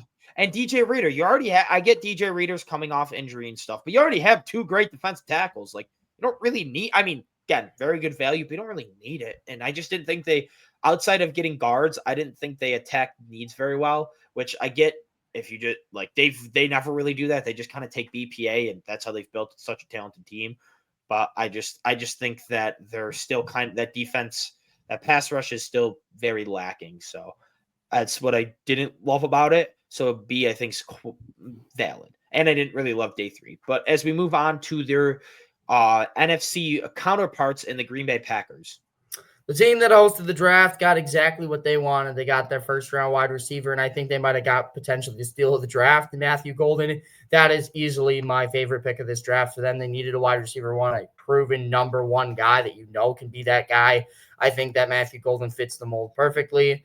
You go out and you also get Anthony Belton from NC State in round 2. I really like that. You need an offensive tackle after obviously, losing David Bakhtiari a couple seasons ago. You really haven't had that number 1 guy on the offensive tackle position. go and get Anthony Belton. Now you might have one. He's got a lot of upside. And then you also get Jaden Sorrell. I really like that pick. Edge rusher. You're going to need another guy to kind of rotate in with Luke Van Ness, who clearly hasn't developed as planned. But my least favorite pick by far is Savion Williams. I like Savion Williams. He's a good player. But you just drafted a receiver in round 1 in Matthew Golden. You also have guys like, how do I even start? Jaden Reed, Romeo Dobbs, Dontavian Wicks. Exactly. You got like 5 receivers already. This is like the 6th, maybe even 7th best receiver on the team because Mecole Hardman exists too. Like, where in the hell do you see room for Savion Williams in this receiver room? I don't see room at all. And in that kind of situation, they're at 87. That's the 3rd round pick. That's not your 7th round pick. That's your 3rd round pick. You're going out and taking this guy. You're basically like, I don't think we have any other needs. Let's just take another receiver. You guys have plenty of needs. You have an entire offensive line that can't be held that's held together by bubble wrap. You don't have a true tight end number 1. Harold Fannin Jr. was still like right there on the board. Tucker Kraft was pretty good last year. He was good last year. That's the thing, though, is with tight ends, they can have one-year wonders. We've seen it a lot, but we never know. Either way, though, you still need something else other than receiver. Hell, take a backup running back before you take receiver there, in my opinion. That's crazy. You don't need receiver. He might get cut. Like, I don't think he'll get cut, but you might be going into this season with 7 receivers because are you really going to get rid of the guy you just signed in Mecole Hardman? Are you really going to get rid of one of those other receivers that's way better than Savion Williams, in my opinion? And you're obviously going to have to keep Golden. I don't know what they do about that log jam at receiver, but that's for them to decide, not me. Other than that, the draft's solid. I would say that this draft is held together by Matthew Golden and Anthony Belton. Even Braden Sorrell I like as well, which cool little tidbit. He stayed in the green room all the way until he was drafted. That I can appreciate too. I don't know if you saw that clip. That was kind of wholesome. But Sorrell was supposed to go early day 2. He waited all the way until day 3 in the 4th round when he got drafted. He waited in the green room like the entire time. Slept on the couch in the green room overnight. Stayed in there the entire time. Real dedication from him. 2 Texas Longhorns. I still like the draft though. Go ahead and give me a B+. I really that Savion Williams pick is really grinding my gears. I'm sorry. Yeah, I'm going to go with B- because really the only pick of this I liked was Matthew Golden. Matthew Golden, I think, is an A+ pick, which is keeping this class from being like a D. Yeah, the Anthony Belton pick was okay, but I think you're kind of underrating the Packers offensive line. They have Zach Tom, very good. Elkin Jenkins, very good. Left Aaron guard. Banks, they just signed. Like, that is 3 quality guys, and I think his last name's Walker. Let me check. I have their depth chart pulled up right now. I think he's a guard, right? Jordan Morgan. Yes, they needed a left tackle, but they needed corner so much more. And someone like Trey Amos is sitting on the board, and instead they go Anthony Belton, and now their cornerback 2 is Kayshawn Nixon. Kayshawn Nixon. That is terrible. And Jair Alexander, who can't stay healthy, if he gets injured, you're trusting Kayshawn Nixon, Carrington Valentine, Michael Robinson. Like, these are I've never heard of these guys before. And that's who you're trusting to be as your corners? Like, I get Nate Hobbs is a good slot guy, but he's just a slot guy. Like, especially with the Jair trade rumors, and there's someone like Trey Amos is sitting on the board, Siobhan Rebels sitting on the board. Oh, it's just terrible. And then, Savion Williams you still need a corner. There's still decent corners available there. And you go with a 7th gadget receiver. It's outside of Matthew Golden. I think this draft sucked. So I'm going to go with a B- just because I think he is that good of a pick where he kind of, and it being your 1st round pick, it kind of holds this together. I mean, because this is a D draft with an A+ 1st round pick. Yeah, I really want to mention this as well. They had 2 more fifths that they traded for next year draft capital. They could have used that easily to move up in the 3rd round and draft a guy like Siobhan Revell, who was falling right into the Cowboys' laps, even over a guy like Savion Williams at that point. I would have loved that way more. As we move on to the Houston Texans. Houston's interesting. They're literally the Iowa State and USC draft, apparently. Drafted 2 guys from each of those colleges. 2 receivers from Iowa State specifically. Didn't know that was a factory, but apparently that is. They sure love their Big Ten. 1, 2, 3, 4, 5, 6 guys from the Big Ten they drafted. 7. Rutgers. No, 6. They drafted 9 guys. Oh, I know you're right. Because never mind. I saw. Yeah, I was gonna Iowa say I State. counted him. No, they're both Iowa State guys. That's my fault. I thought one was Iowa. My bad. Yeah, no, I know, but I'm looking at it on my list here, and it says Iowa, and then it goes to the end, and then State is at the bottom of the next row. So it shows just Iowa, and I'm like, what are you talking about? I'm like, oh, never mind, that makes sense. Anyway, I like the draft. Luke Lakey in the 7th round, by the way. I can't believe he fell that far. Iowa tight ends normally get drafted in like the 4th, 5th round if they're like that far. But still, I like him. Think he's a solid guy. But obviously, my favorite pick of this draft would probably be Jalen Reed, Penn State safety. I think that's a very interesting thing for them. That's going to be not this year, but next year where you're going to finally see this kid. They still got Jimmy Ward for this next year. He's going to move in for him next year.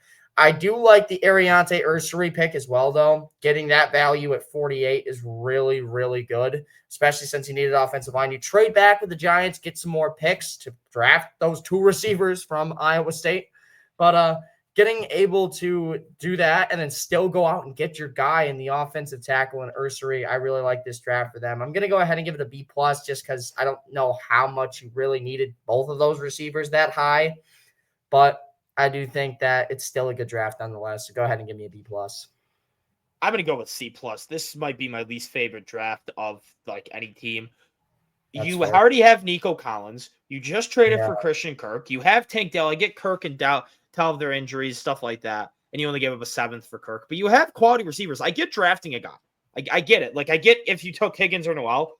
But your entire offensive line is all terrible. Like, you have 5 bad starters. You do not have a single good one. Your only good one you traded away because you couldn't afford to pay someone that old and injury prone when you just needed more. Like, I get why they trade away Tunsil. But then literally, they had 9 picks and they drafted 1 offensive lineman when that was by far and away their biggest need. Like, I love the Ursary pick. Like, the Ursary pick's keeping this class from being a D. Like, I think this class sucks. Outside of, like, I think Higgins could be a good receiver. I guess I like the Higgins pick decently. Nico and Higgins could be really, but then you go Jalen Noel, like, when you still need, especially with how many good guards were available, like, there's a lot of tackles that are going to play guard, and you just needed as many offensive linemen as possible. Like, they're right now, their offensive lineman is a bunch of old washed has-been. Titus Howard, Cam Robinson, Laken Tomlinson, Ed Ingram, like a bunch of washed has-beens. Like, none of them are good. Like, they don't have Scruggs. Drew Scruggs might be the worst guard in the league. He sucks. He's terrible. Well, he's a center, though. It does. Jarrett Patterson. Like, if we were giving Madden ratings, there wouldn't be a single offensive lineman over a 75. And with how bad their line was last year, they just traded away Laramie Tunsil. You think, oh, maybe they're gonna spend a lot on offensive line. Nope, they draft 1 offensive lineman. And I think Ursary could be a good guard. I don't think he's good enough to be a tackle. So you still need 2 tackles. You still need a center. You still need a guard. Like, I get you don't just draft strictly on need, but when you have a need that egregious, you need to spend more capital on it. So I just think you got a good receiver and a good offensive lineman, and then a bunch of like decent fill in the blank depth pieces. Like, I just didn't like it at all. So yeah, I'm going to go with C+. As we move on to the Indianapolis Colts. Dude, this is right up there with the Ravens for the best 1st and 2nd rounds for me. You got JT Tuimoloau in the 2nd round, and you got in the 1st round Tyler Warren, the best tight end of the class, biggest need on the team. I think that's insanely good value for both of them. I think that even getting Justin Whaley, I think it is, from Minnesota as well, getting him is another really good pick. So honestly, I really like this class. You also get Riley Leonard in the 6th round. I think that's solid value there. Maybe, put him on the practice squad. I don't know. But honestly, I don't hate that quarterback room anymore. I really think that he's basically Daniel Jones 2.0. Funny enough, he's from Duke as well and before Notre Dame. But it's basically like if Daniel Jones would have just stayed 1 more year and transferred to Notre Dame, all without probably making it to the national championship because Daniel Jones was not as good. But I do think that nonetheless, though, this is a very solid class to say the least. I think 1st and 2nd rounds really hold it up for me, but still, I'm going to give this one an A-. I really like this class a lot. Yeah, I'm gonna go with A. I think Tyler Warren was one of the best picks in the first round. I get why the Bears went Loveland. He was just the better type of tight end they needed. They didn't need like a inline blocking guy. They needed more of a receiving threat. Tyler Warren is a do it all, but he's more. But like he is exactly what the Colts needed. They just needed a tight end, like the best. I think Tyler Warren is maybe a better overall prospect than Loveland. Loveland just fit the Bears better, and I think that is a really good pick. I think JT Tuimoloau is pretty good value there. I don't love Tuimoloau's upside. I don't think he's ever going to be like this elite guy, but I think he could be a good rotational piece, and they just needed to add more there. I really like DJ Giddens. I think that Jonathan Taylor has injury problems, and their backup running back room has been a complete mess that's just been overshadowed by a good offensive line. Tyrell Goodson, Zach Moss 2 years ago. I forgot who else. The Trace Sermon. Like these guys suck. And now you go at Gibbons, who I really liked. I thought he was more of like a round 3, round 4 guy. You get him mid-5th. Good value. You already touched up on Riley Leonard. Like I think this is overall pretty good draft. So I'm going to go with an A. As we move to the Jacksonville Jaguars. A lot of people aren't going to give it as high of a grade as me, but I really like this class. I'm giving this one an A for the simple fact you got the best player in the class, in my opinion, overall, Travis Hunter. You got him, without a doubt. It's either him or Abdul Carter. I think it's they Hunter. just Yeah, it's just you have the guy who can play both positions. That's a unicorn. You want that for the face of your franchise, and they get it here at number 2. And yeah, sure, you don't have a second round pick, but what do? You go out and get your cornerback in Ransaw, guy from Tulane. Then you go up and follow it up with, in my opinion, a pretty damn good steal. Houston, you should take notes because they got an offensive guard in the 3rd round named Wyatt Millam, who could have potentially snuck into the top of the 2nd round. He was right there for you. And what'd you do? You took another receiver because you're fucking stupid. Anyway, I'm not going to complain, but you just gave him the division rival. He's a great offensive guard. He's got a lot of upside as well. And then you got, in my opinion, 2 of the biggest steals in the class. You got Jack Kaiser from Notre Dame, the linebacker. I absolutely love that fit with their defense. Ran 3.4. I really think that he can run well with that team. And then you got Rayon Lane III from Navy. The safety, I really like him too. He's a smart guy. He's not going to wow you with his athleticism. He's not going to be the fastest guy in the field. But what he will do is he will literally play that game like it's a goddamn chess game. And he will absolutely read the shit out of your quarterback's eyes. And he's going to have a lot of picks because of that. So I really like that pick as well for the high upside approach from this Jacksonville Jaguars team. And bonus points for drafting a Syracuse player, LeQuint Allen. Syracuse. Can't go without mentioning him. Love my boy LeQuint. So sad that he fell to the 7th. But at least he was drafted. So nonetheless. Sean Tucker 2.0. Yeah, I hope so because I loved Sean Tucker. I don't know how Sean Tucker went undrafted. I literally cried. I'm not even gonna lie to you. I cried when he went undrafted. Dude, like I know he's the most mediocre running back to some people. Bro, he cooked every week with us, dude. We just sucked. If you would have put Sean Tucker on the team that we had this year, Sean Tucker would have broke records. Or the 2019 Syracuse team. I think it was 2019 when they were like really, really good too. Oh, yeah. You see, if you would have put him on one of the teams where we were good, I feel like he would have definitely went like the 4th, 5th round. So, Unfortunately, difference, but there.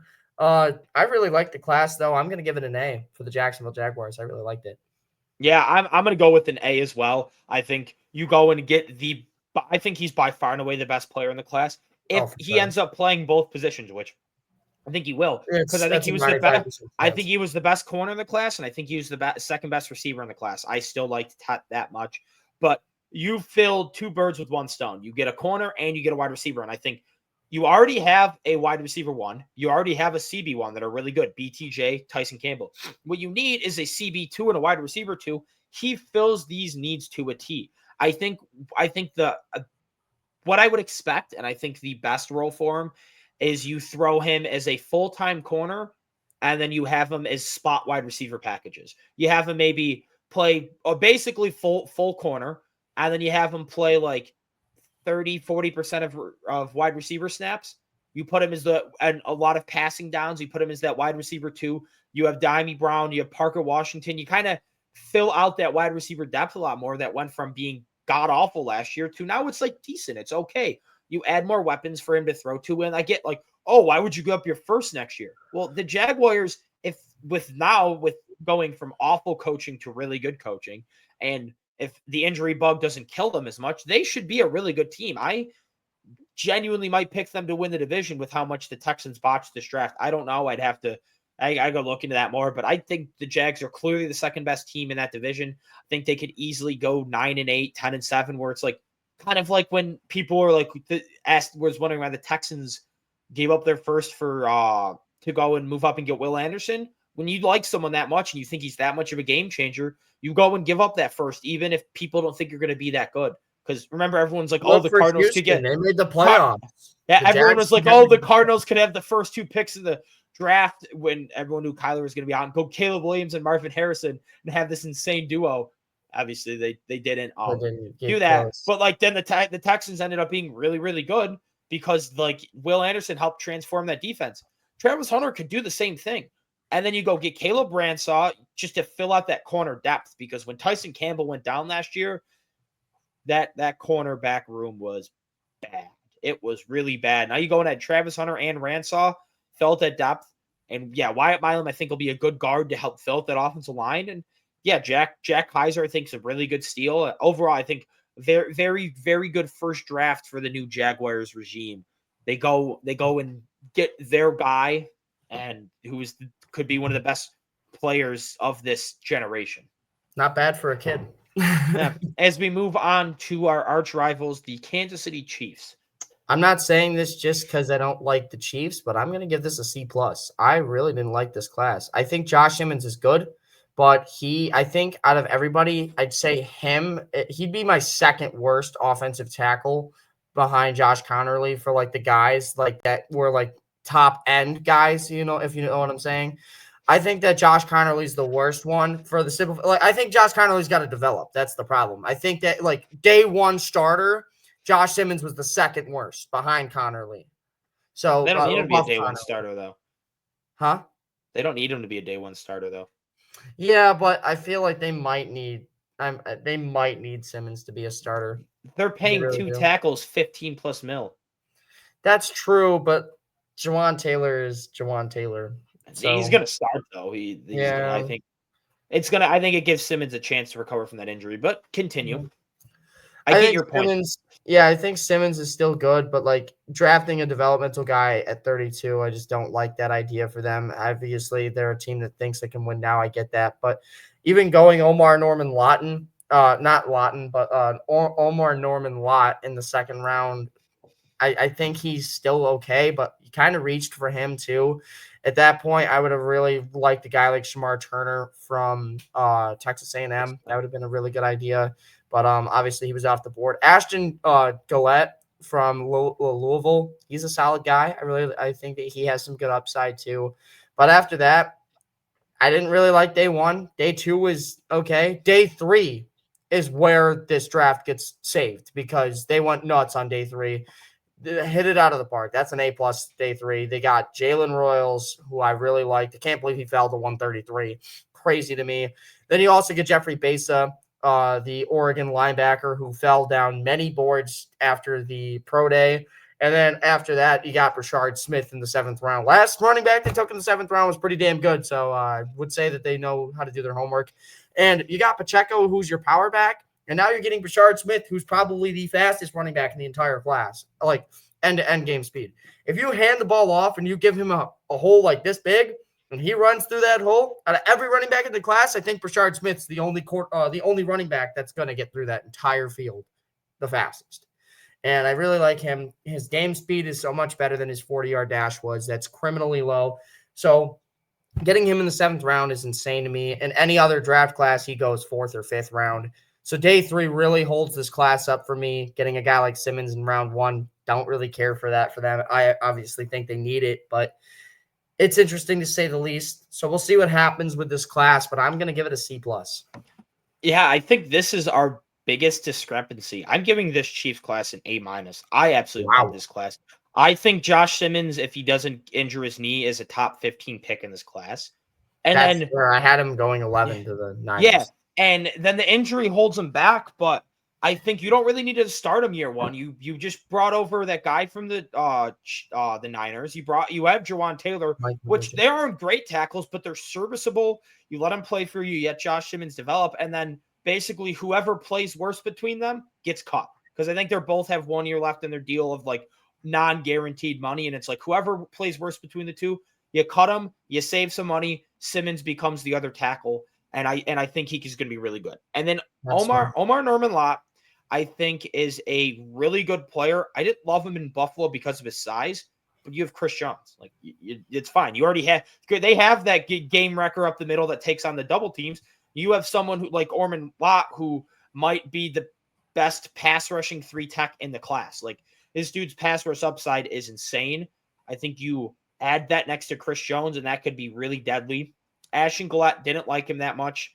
I was not a big fan, didn't like his bend or anything like that. And then after that, you just got three studs in a row. Noah Williams, loved him. I think he'll be the perfect like CB4 on that team that can develop. In case you don't want to like pay Jalen Monster or whatever. Jalen Royals, everyone knows how much I loved him. I wouldn't have been upset if the Bills took Jalen Royals at pick 72. The Chiefs got him at pick 133. Like 133. And then Jeffrey Bassa, I think he is a very high upside corner. He can kind of do it all. He's not great at anything, but I think Steve Spagnuolo kind of use him all over the field as like that third linebacker, kind of the replacement for. I think Willie Gay left him in free agency. I could be wrong, but yeah, I think he's like again. I think he's a good replacement for Willie Gay. So yeah, I think this is a great class by the Chiefs, which sucks because I want them to suck. So I want them to draft sucky people. Fair, but they didn't. Yeah.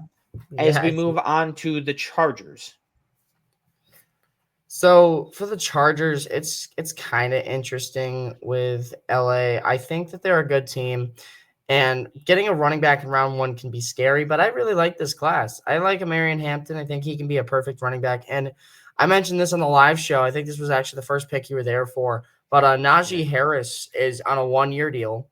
He's probably not going to stick around after this year. In my opinion, he'll probably like raise his market value, leave, and get a bigger bit money deal from someone else, especially after drafting Marion Hampton.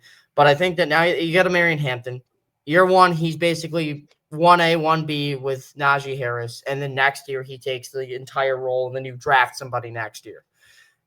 I love Trey Harris, too. You needed another wide receiver. You could not go into this year with Ladd McConkey and Quentin Johnson as your 1 and 2. That's just not going to happen. You had to go get somebody. Trey Harris is basically just the replacement for Quentin Johnston to me. But nonetheless, I like that. And then you got Jamari Caldwell, the Oregon defensive tackle. Another big need that they really had was run stopping. Couldn't really stop the run well last year. He's definitely going to help that. Big-ass motherfucker. And then you got Kyle Kennard, who's another one that I really like. He's a steal out of South Carolina. I think this is just Jim Harbaugh seeing a kid that's way better than where he was in this draft and seeing him slide and just taking a risk on him.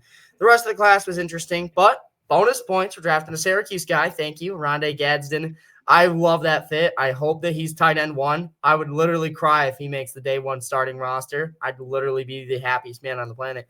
I love Gadsden. I think he brings that dual dimension to the game, being able to block, being able to receive. I think that he's basically an upgraded version of Will Dissly. So go ahead and give me I'll give it a B+ for this draft class. I think you had bigger needs than the running back at pick 1, but I don't hate what you did with the last little bit of the draft, especially Trey Harris, who's my favorite pick of the draft. And my least favorite pick would have to be probably the safety, Mickens. You have Derwin James. You need the other safety, sure, but we're splitting hairs. Yeah, I love Hampton as a player, and I think he is really going to eat. But I think drafting Hampton over Matthew Golden is just an all-time blunder.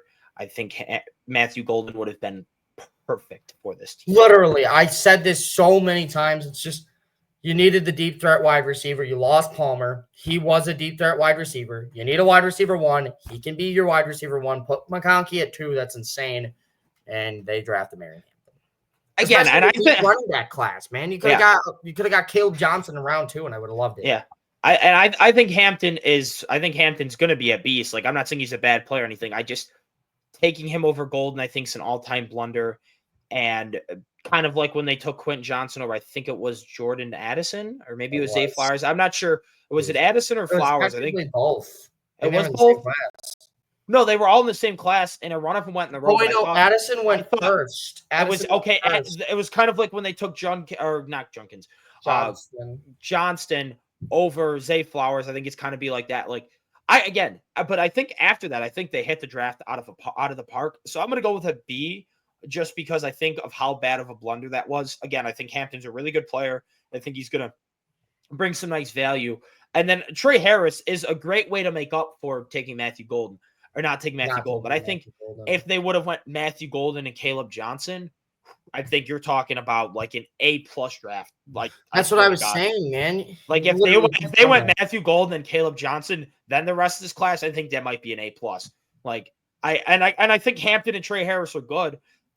Trey Harris just doesn't have that speed that I think really that you're in that deep threat ability you're losing with Josh Palmer. I think Trey Harris can beat man coverage. I think he's going to be really good.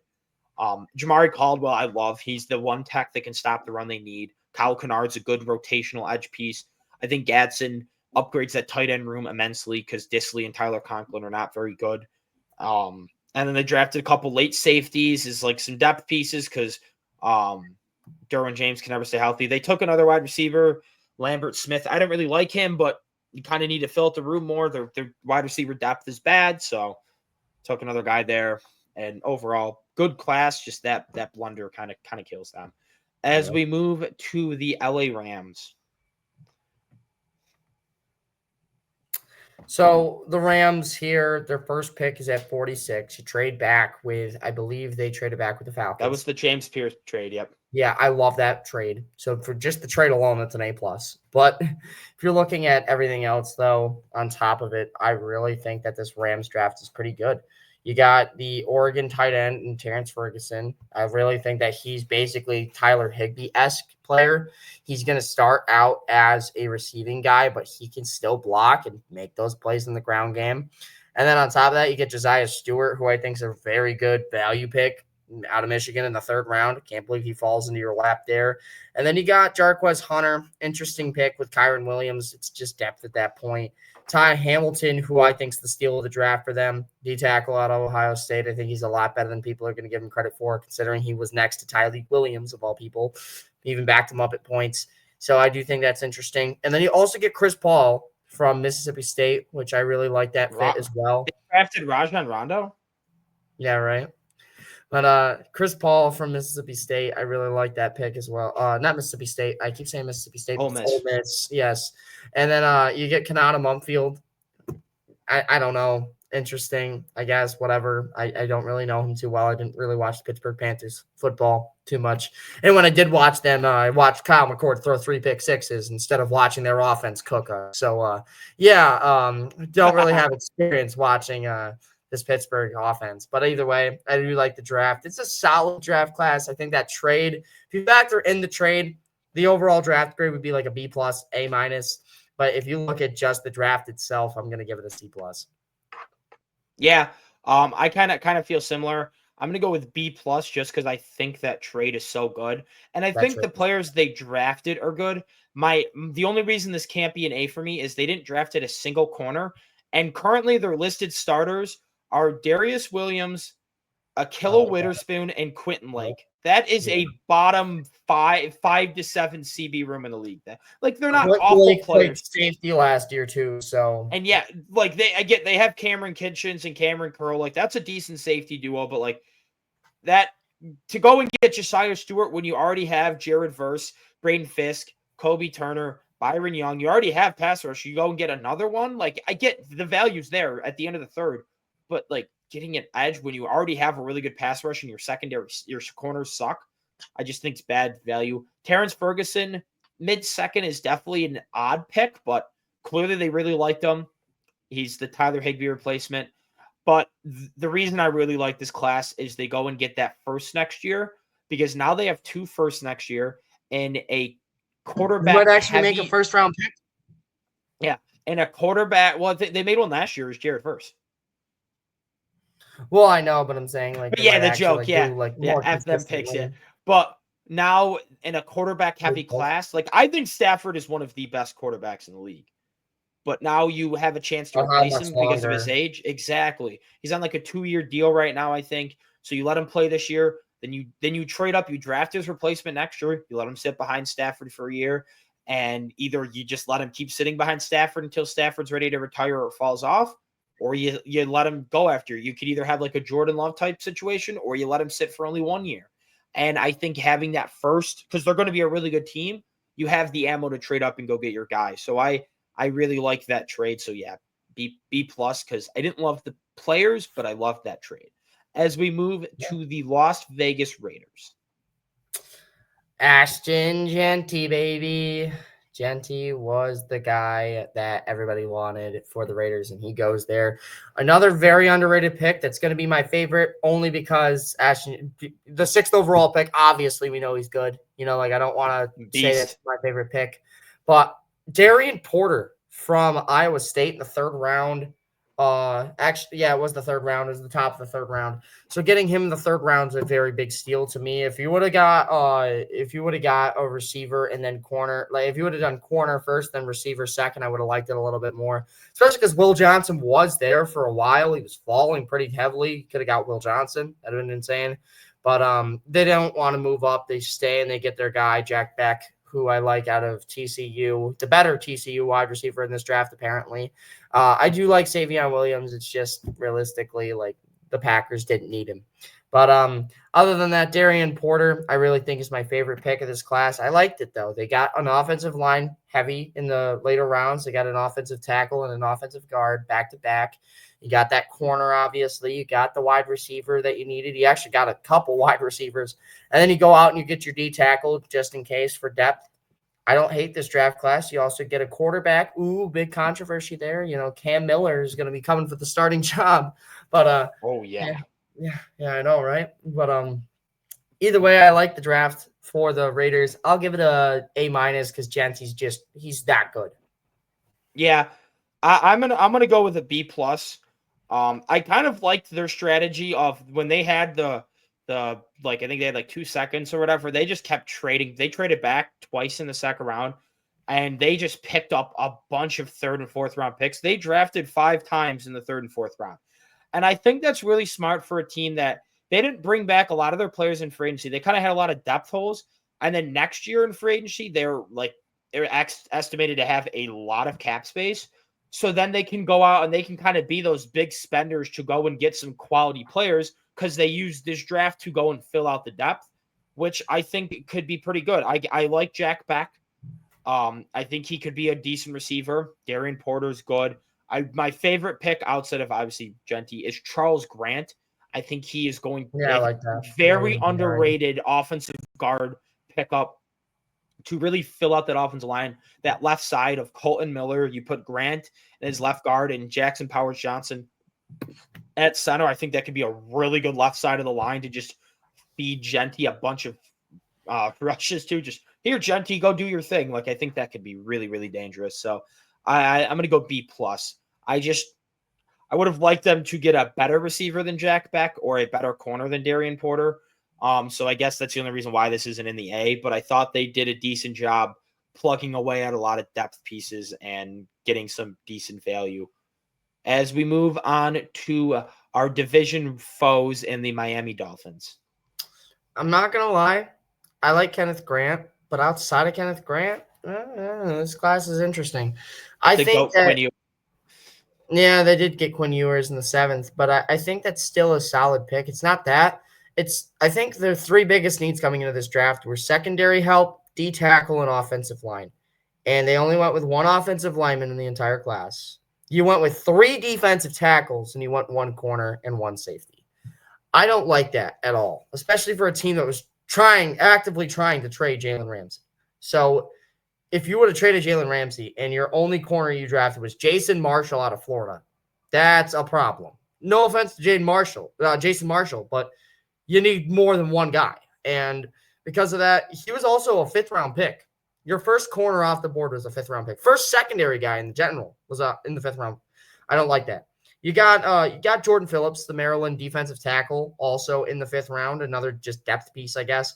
But not having a 3rd or a 4th rounder really hurt them in this draft. And you had 3 fifths. You had the ammo to move up and take a 4th round guy. Yeah, the ammo to maybe move up and take a third round. They use their ammo to move up to get 7. Yeah. Yeah, I know. That's the problem. Is like exactly. You went out and got an offensive guard who's solid, but I don't think he moves the needle for that offensive line. And I think overall, this is going to be a B- for me. I love the Kenneth Grant pick. I think they were in the right track with the offensive guard, but I don't think the rest of this class really lived it up. Yeah, I'm going to go with C+. I didn't like this class at all outside of Kenneth Grant. I think Kenneth Grant is a perfect landing spot in Miami, though, next to Zach Sealer. That could be really, really dangerous as a Bills fan. I don't really want to see that. I hope Kenneth Grant kind of busts because him and Zach Sealer could be dangerous. But then you trade up for 7 out of all the guards, out of all the offensive linemen available, you go get Jonas 7 and you give up like your third-round picks. Like, I just think bad asset management there. And then you don't get any more offensive linemen, which your offensive lineman's terrible. Your projected starting offensive line. The same thing as the Texans. Yeah. Patrick Paul, Aaron Brewer, James Daniels, Jonas Savigny, and Austin Jackson. That sucks. And especially when you have an injury-riddled quarterback like Tua, who isn't super mobile and collects the concussions like they're infinity stones, I just don't think that it's very smart to not invest heavily in your offensive line. And then you get 3 defensive tackles when you drafted Kenneth Grant the first round and you have Zach Sealer. Like, you drafted Kenneth Grant that early, you clearly trust him, and you have Zach Sealer. Why are you drafting this many defensive tackles and waiting that late? You had 10 picks, but you had like 6 picks. You know, like they had 8, but 6 of them were rounds 5, 6, and 7. Like they're all like late day 3. I just didn't like the way that they attacked this draft, really, outside of Kenneth Grant. I think they should have just focused offensive line, and drafted as many of them as they could. But I'm glad they didn't, because then we can kill that team more, because screw the Dolphins. Squish the fish. As we move on to the Minnesota Vikings. I'm not going to lie. Outside of Ty Felton, this was pretty bad. Well, they should have a lot of picks. Yeah, I did not like Donovan Jackson that much coming into the draft. I think he's okay, but at 24, when he got guys like Josh Simmons, like, I understand he wanted a guy to start, obviously, too. That's a big deal. But I don't know about Donovan Jackson. I don't know why I'm thinking this way, but I think that he's going to transition as a tackle better than an offensive guard. And because of that, I think it's nerve-wracking for me that they're trying to trust him as the top offensive guard. We'll see how it works. Because I feel the opposite. Yeah, a lot of people are the opposite. I just don't like the upside at guard for him as much as I would have like a right tackle. Like, I don't think left tackle's in the equation at all. That's Christian Darrisaw's a beast, yeah. Yeah, but like right tackle, you could definitely make an argument that he could get there eventually. Obviously, I'm blanking on his name, but they have a pretty good right tackle too. Yeah, I know what you're talking about. Yeah, there's still out of everything they needed, I think they needed secondary help. Malachi Starks was right there. Could have took him as a Swiss Army knife for Brian Flores. You didn't. You went out and got Donovan Jackson. I think there were better players available is what I'm getting at. On top of that, day 3, you hit it with day 2. Sorry, you hit it out of the park with Ty Felton. Love that kid. Think he's going to be a workhorse. Not sure that you need receiver, Justin Jefferson, Jordan Addison, but he's damn good. Hey, you did need a third guy, so yeah, I was gonna say he's damn good for your third option though. And then Tyrion Ingram Dawkins, I like that for depth wise. I like Kobe King as well. Even Gavin Bartholomew, again, Pittsburgh guy. Don't know much about Pittsburgh's offense. His last name's Bartholomew. I doubt he can be that good. Yeah, anyone with the name Bartholomew is probably not a good football player. They might be a good poet, or they might be good at musicals, but I don't trust them to hit people. Yeah, that's very fair. But I am going to say though, overall, I like the draft class. I think it's solid, so I'll give it a B. Based on the number of picks that they had, based on like their pick value, they had like the worst pick value in the class. I'm gonna go with B+ because I like the players. But because they got the GOAT, the greatest player of all time in Ty Felton, it's got to be an A+. You know what I mean? Like, he's just that. Because they got the GOAT. He's going to be a first ballot. Yeah, Ty Felton's going to be a first ballot Hall of Famer after his rookie year when he puts up 3,000 yards. It's happening. Yeah, Yeah, No, right. but anyways, I thought they got decent value for the picks. I get what you're saying about Malachi Starks. Imagine him on that Brian Flores defense. But Yeah, after literally. Christian Darrisaw got injured last year, remember how bad that Minnesota offensive line was? Like That's true. I don't want to trust my offensive line on one player's health, especially big offensive linemen. Usually when you have one big injury, sometimes it starts to derail your career and you get more injuries on top of it. Like who knows how Darrisaw returns? Hopefully he returns great. Like I'm not like, but with someone that big, it's not super easy to return from injury. So you draft Donovan Jackson, who has the versatility to kind of like a Joe Tooney. You can put him in tackle at break glass case of emergency, but I think he's best suited at guard, and I think he'd be a very good offensive guard. And you go and you get your left guard, you go and get your wide receiver 3, and basically your goal is we're going to make this as QB friendly as possible for JJ McCarthy, who's coming in to start this year, which, yeah, I can't hate that. Like, you have a No. rookie guy you just spent a high draft pick on. You have all these players. Let's make it as easy on him as possible to develop. Let's make it where if he doesn't work out, you can't say it's on us for not surrounding him with enough talent. And then defensively, it's your kind of just trust. Brian Flores is a mastermind. You're just like, all right, we trust you can do with what you got. And again, I like Kobe King and Ingram Dawkins. I kind of would have like I was kind of mocking Ingram Dawkins to Buffalo. I thought he's a decent depth guy that could have been like a Epinesa replacement if we didn't get Landon Jackson. So I like that. As we move on to the New England Patriots. This, I hate to say it, but I think this is an A+. I really love this class. You got Braden Swinson in the 5th round. That's a steal and a half. You got Jared Wilson, who, if he was healthy, would have been a top 25 to 45 guy in this class as a center. Best center in the class. You got him to replace David Andrews in the 4th. Late 3rd, sorry. And then you got Kyle Williams. I absolutely love this kid out of Washington State. He's got that go-getter mentality. You need to go out and get a guy like him. Travion Henderson as well for that running back by committee. Him and Ramondre Stevenson, 1A, 1B. And Antonio Gibson is the 3rd. And even Antonio Gibson as your receiving guy too. I mean, Travion Henderson's also a receiving guy. But then you also round that all out with the offensive tackle, Will Campbell. It's the Mike Vrabel special, man. It's the Mike Vrabel special, going and getting an offensive lineman in the 1st round because he's done it every year that he has coached for whatever team. And that's just what he does. And I really like the idea. I like the overall implementation of that from not only Mike Vrabel, but the GM, who I'm probably blanking on. But it's a damn good draft. I really think that outside of like the last like little bit, like you drafted a long snapper, you drafted a kicker, sure, but like it's like the last 3 or 4 picks, and you had so many picks in this class. Yeah, you had 11 picks. Yeah, Yeah, like just who fucking cares? fill niche needs on players that can fill the roster, so you can just add value. Like now they have a better kicker, now they have a better long snap. Having Mr. Relevant. I mean, it's kind of better than drafting someone who's going to get caught, like drafting a long snapper or drafting another receiver that isn't going to make the roster. Like you might as well just draft a long snapper then. Yeah, exactly.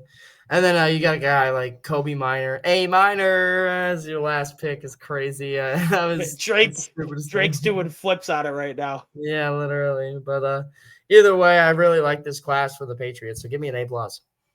Yeah. I'm going to go with A just because I have some concerns on Will Campbell's ability to play tackle at the next level. I think Will Campbell is going to be a very good offensive lineman. He just kind of gives me Peter Skoronski vibes because of those short arms, and drafting a guard if he can't play tackle, drafting a guard at 4 and then still having a big hole at left tackle is not great value. I still think he's a really good player, but then the rest of the class, like outside of that, like I'd give the Will Campbell pick a B+. I'd give the rest of the class an A+. Trayvon Henderson was my RB3 in this class. Kyle Williams, I wouldn't have been upset if the Bills took him at 72. He was a top 10 wide receiver for me in this class. I think he's got some great speed, and I think it can kind of have a wide receiver core of Diggs, Kyle Williams, and then Demario Douglas in the slot. I think that's a decent room. Yeah, and then put Tay as like the guy if somebody goes down. Really nice. Or the guys they drafted last year with Javon Baker and Jalen Polk. Like you hope those guys develop. I think it's starting to develop into a decent room. Yeah. Jared Wilson to really fill out that offensive line. I think their offensive line could be decent. I really liked Josh Farmer. Josh Farmer and Braden Swinson were two of my big sleeper defensive guys. I kind of had them being like late second, third round guys, early fourth. They got them in the late fourth, early fifth. Like I just thought it was just home run that filled out niche needs, got good depth. Like, yeah, this is one of the best drafts in for sure, and it sucks because I want the Patriots to suck. But when they have a draft like last year paired with a draft like this year, like it's only inevitable. I think that I genuinely think I might pick them to take second of the division next year. Yeah, it's right there. As we move on to the New Orleans Saints, this is a D plus. This is I'm gonna say this now, but I think this is gonna be my least favorite draft class out of any of them. Kelvin Banks, out of all the offensive tackles you really reached, in my opinion. I like Kelvin Banks, don't get me wrong, but I had players like Ursary in him. Like I had him the spot right above Ursary on my own personal rankings. I don't think I would have picked Donovan Jackson over him, and I just slandered Donovan Jackson. But I do think that I would pick Donovan Jackson over him, and then on top of that, you get Tyler Shuck in round 2. What the fuck are you guys doing, bro? What the absolute fuck are we doing at this point? What the fuck are you doing taking Shuck? Yeah, literally. What the shuck are we doing, bro? Yeah, yeah. Going out and getting Vernon Broughton too. I don't really see the need for that too much. I think it could be okay, but if you were gonna go D-line, you should. Yeah. You got Fadil Diggs. I like that 7th round guy. I don't know how he fell all the way to the 7th round, but he's a solid edge rusher. He has good upside pass rushing wise, just nothing else. But on top of that, I like that. I like Devin Neal, the Kansas running back. You get him, and I think that Quincy Riley's on the right track going corner there. But you took a corner way too fucking late. That's the problem for me. You just lost Marshawn Lattimore. You have I can't remember his name off the top of my head, but the corner they have from Stanford. I couldn't tell you. I'm not going to remember his name, but Paulson Adebo. There we go. Oh, yeah. I didn't know Stanford. Yeah, Paulson Adebo. You had him. He just had a season-ending injury. And he went to the Giants.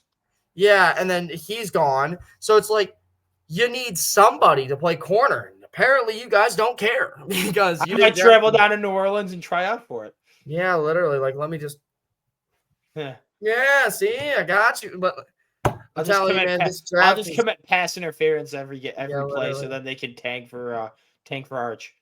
Yeah, I think that this has got to be a pretty bad class. This is a D plus for me, man. I really, if you asked me to make like a prediction of like which one of these picks I like the most, I would literally say Fadil Diggs out of Syracuse in your 7th round pick.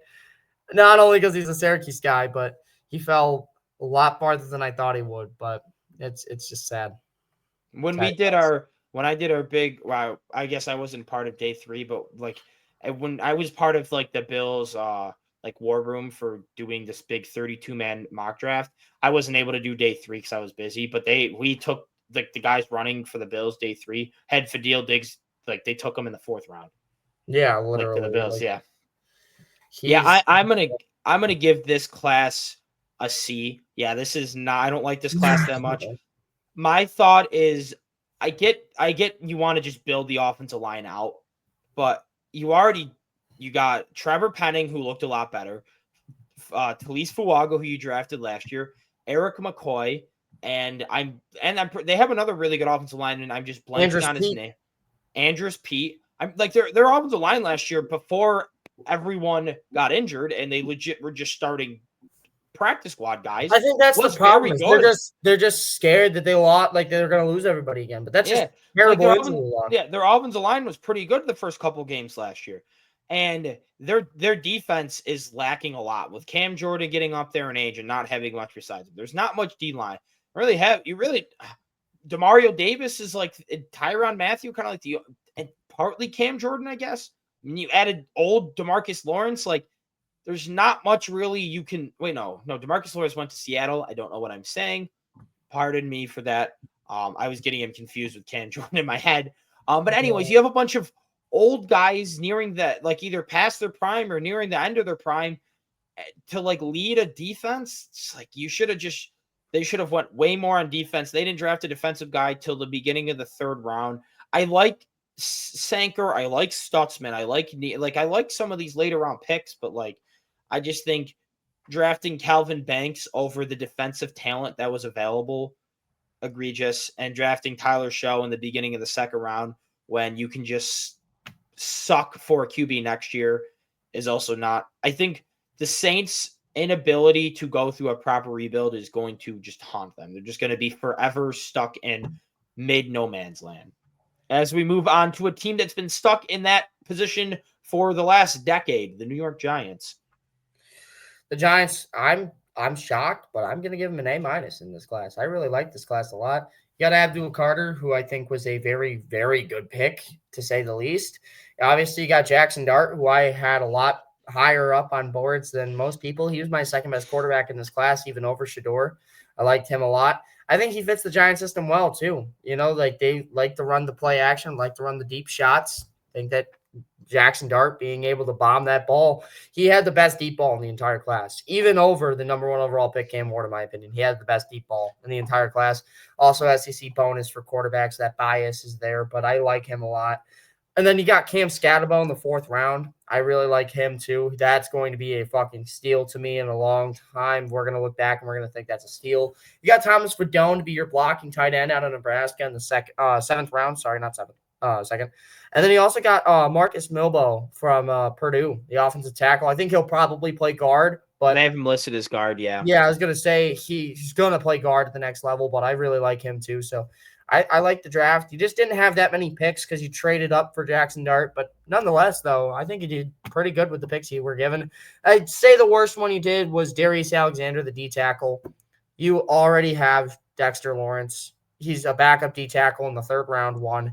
2, he's 25 already. And 3, he's from Toledo, which is a MAC conference school. Not that great a conference play. 25-year-old player. That's why a guy like Sean Dolak didn't get drafted. He's also from the MAC, but, you know, he didn't get drafted. But snagged by the Rams. Yeah, right, literally. And then you take a look at the last one there, obviously. The last metric of that being a 3rd-round D tackle when you're going to be backing up Dexter Lawrence no matter what. Well, he'll be the starter next to him. No, they're a 3-4 defense. No, they don't have. Yeah, but they have Brian Burns as an outside backer.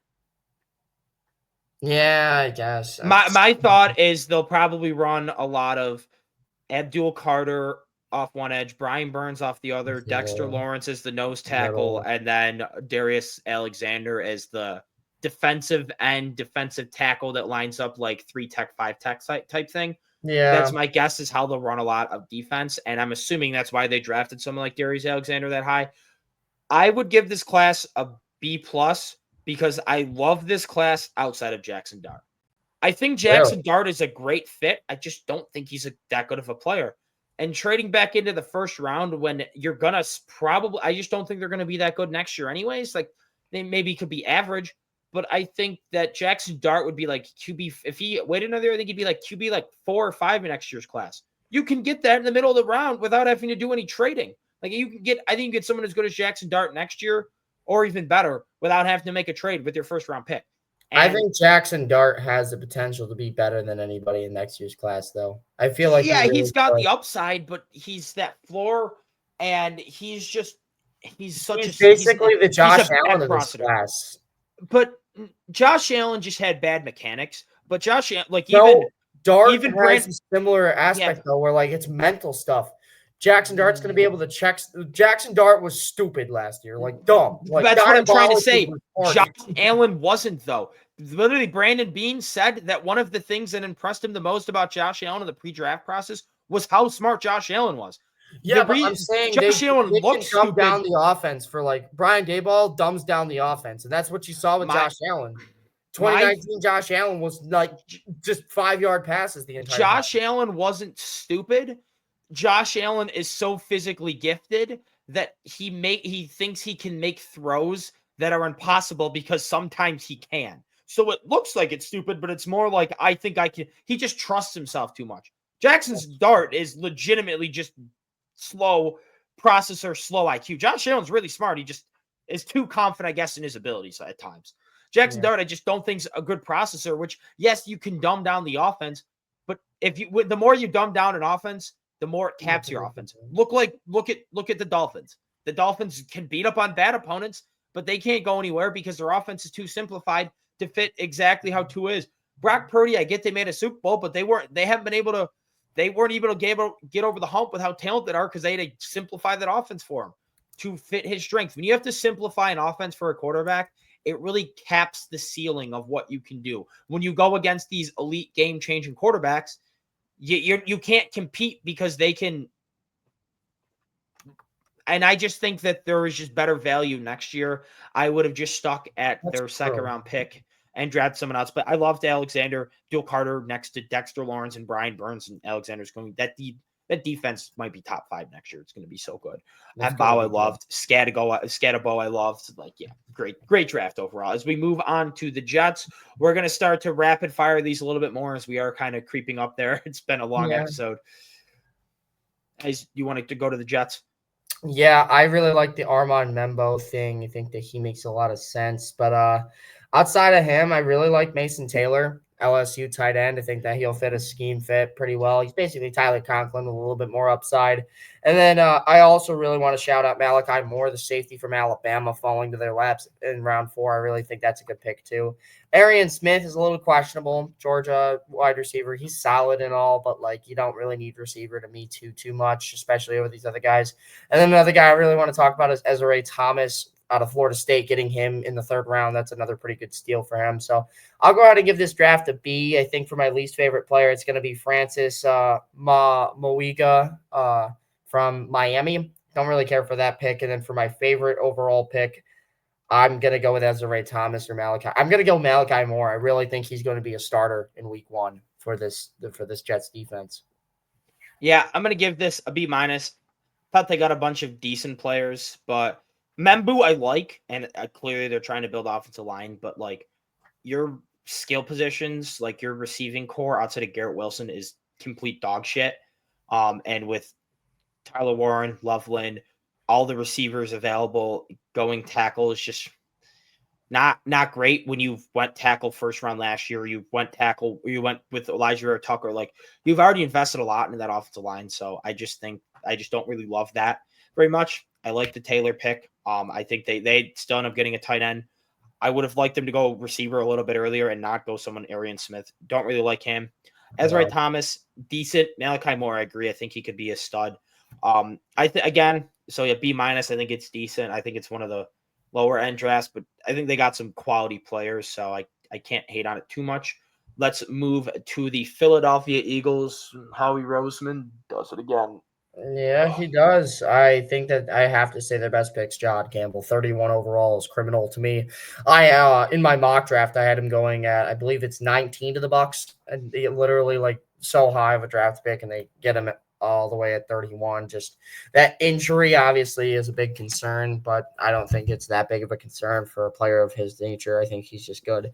And then obviously death taxes in them drafting a Georgia player, Smail Mondon Jr. from Georgia. They draft him after the speedy guy decided that he was going to be stupid and reckless, but let alone they don't care about character issues. They just want to build the best team, and they're doing it. Oh, pardon. Yeah. I'm going to go with an A-.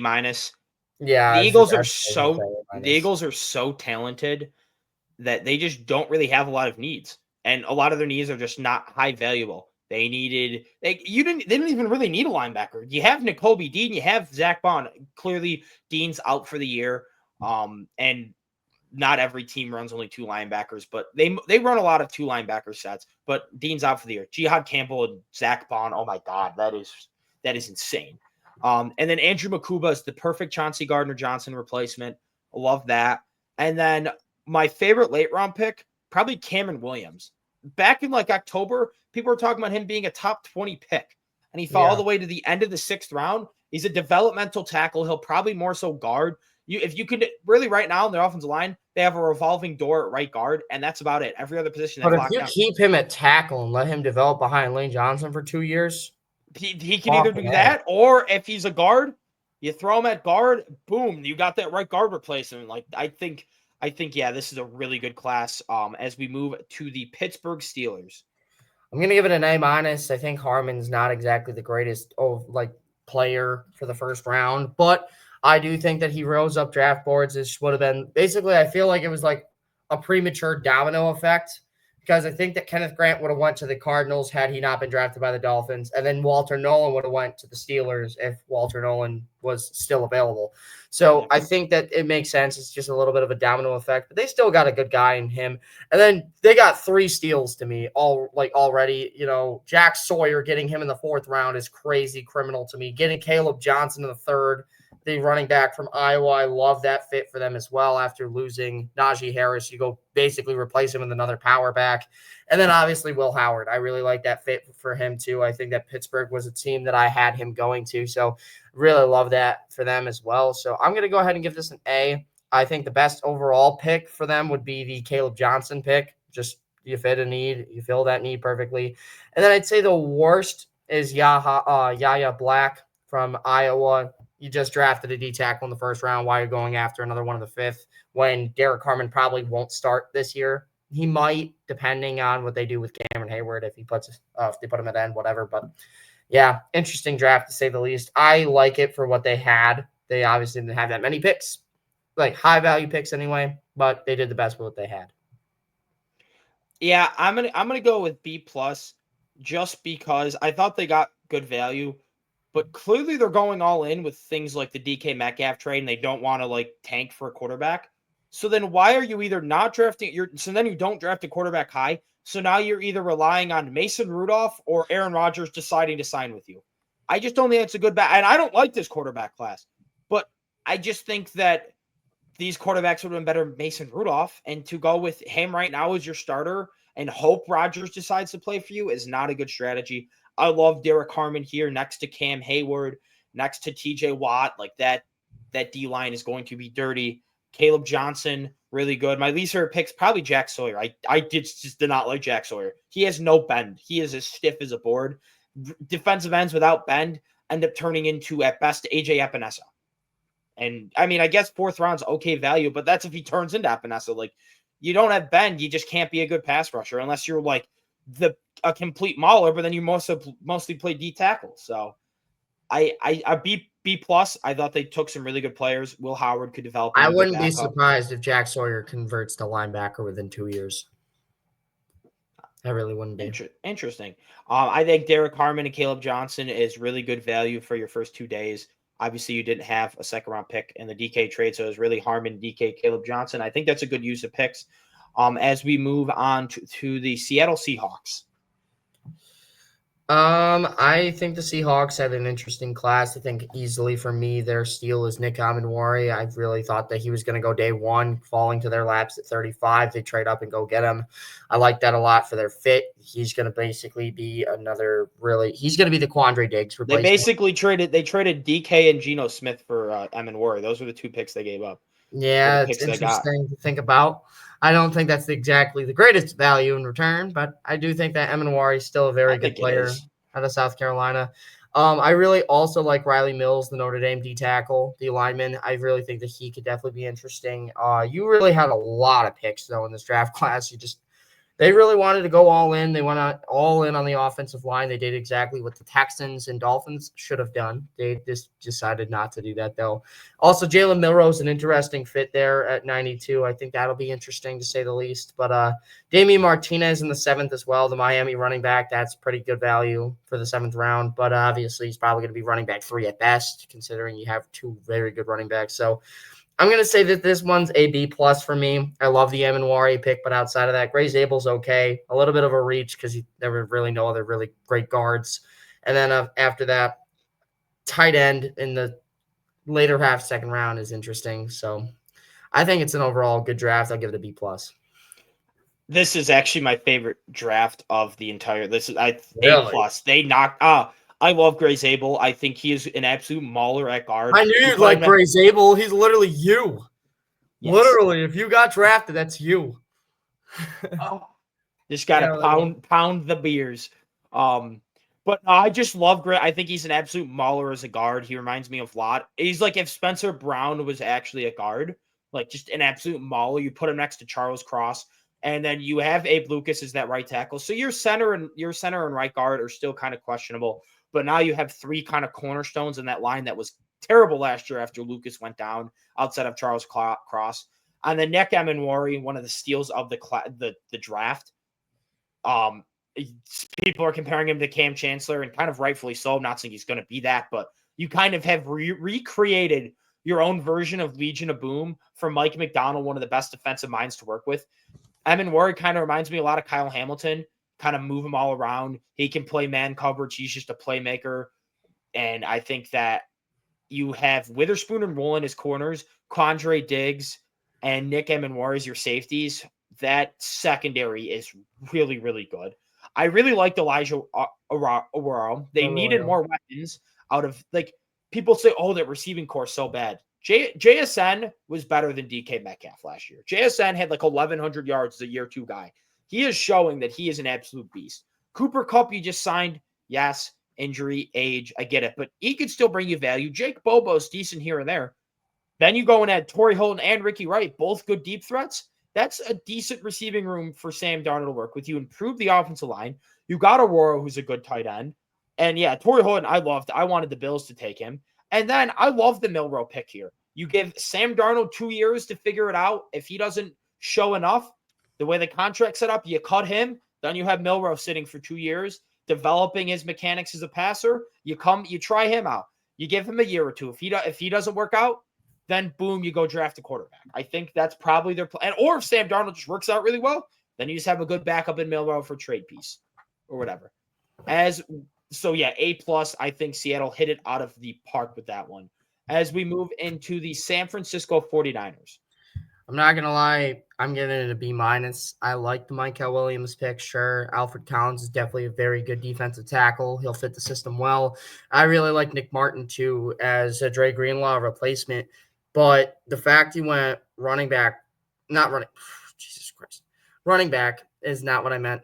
I meant you went 4 straight picks to start this draft with a defensive player when you just had Robert Saleh come back. Robert Saleh showed that he can do the most with very little. And the fact that they're going out and spending nose to their draft on the defense makes me think that they think they have a great offense. They really don't, in my opinion. The wide receivers aren't the greatest. Obviously, outside of tight end, I think you could have went anything on offense, and I wouldn't have hated it. Even running back. I mean, you really could have went running back. This is a deep running back class. So getting Jordan James, I like that fit. I don't think they need wide receiver too desperately, but I still think they need it. Brandon Ayuk and Ricky Pearsall can definitely be good. But outside of that, you don't got really much of anything at this point. You can Jauan Jennings. Yeah, I know, but like he's hit or miss. He's basically their Gabe Davis. Like he'll have a great game, and then the next game he's completely irrelevant. Yeah, when he had 50 points on my bench last year, that was just I loved it. It was so awesome. Yeah, exactly. That's the problem with him. But either way, though, if you look at that defense, I think they definitely needed an edge rusher. They needed a D tackle. You lost your linebacker. I like those ideas, but I think for what they need, I think they needed to go offensive line a lot more. And the only offensive lineman they took was Connor Colby, an Iowa offensive lineman. Yeah, but in the 7th round, you need offensive line. I love Colby. I think he's going to be a steal. I think he could be a steal too. It's just, I don't like that you went 7th round. Like that's the first offensive lineman they took. I think they needed an O-lineman a little bit more. You took a quarterback before you took an O-lineman. That is saying that you don't have your priorities straight. That's like if I went to the store and bought a video game with my last $20. Like that's crazy. It's just I don't get it. It's whatever though. So give me a B- for this class. I'm gonna go with B. I don't love the Mykel Williams pick.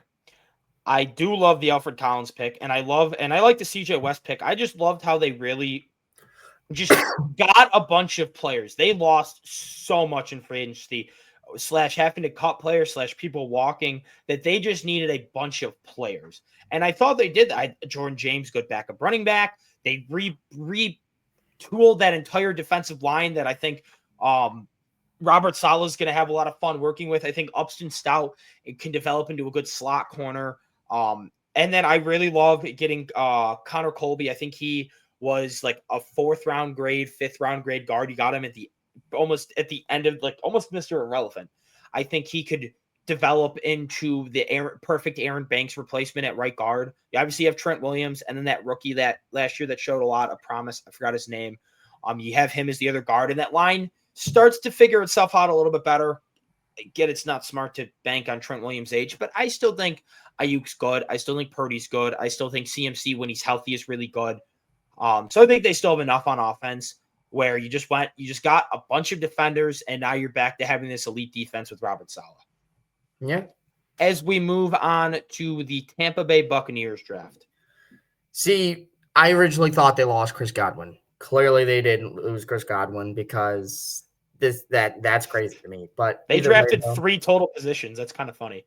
Yeah, literally. Corner, edge, wide receiver. That's all they took.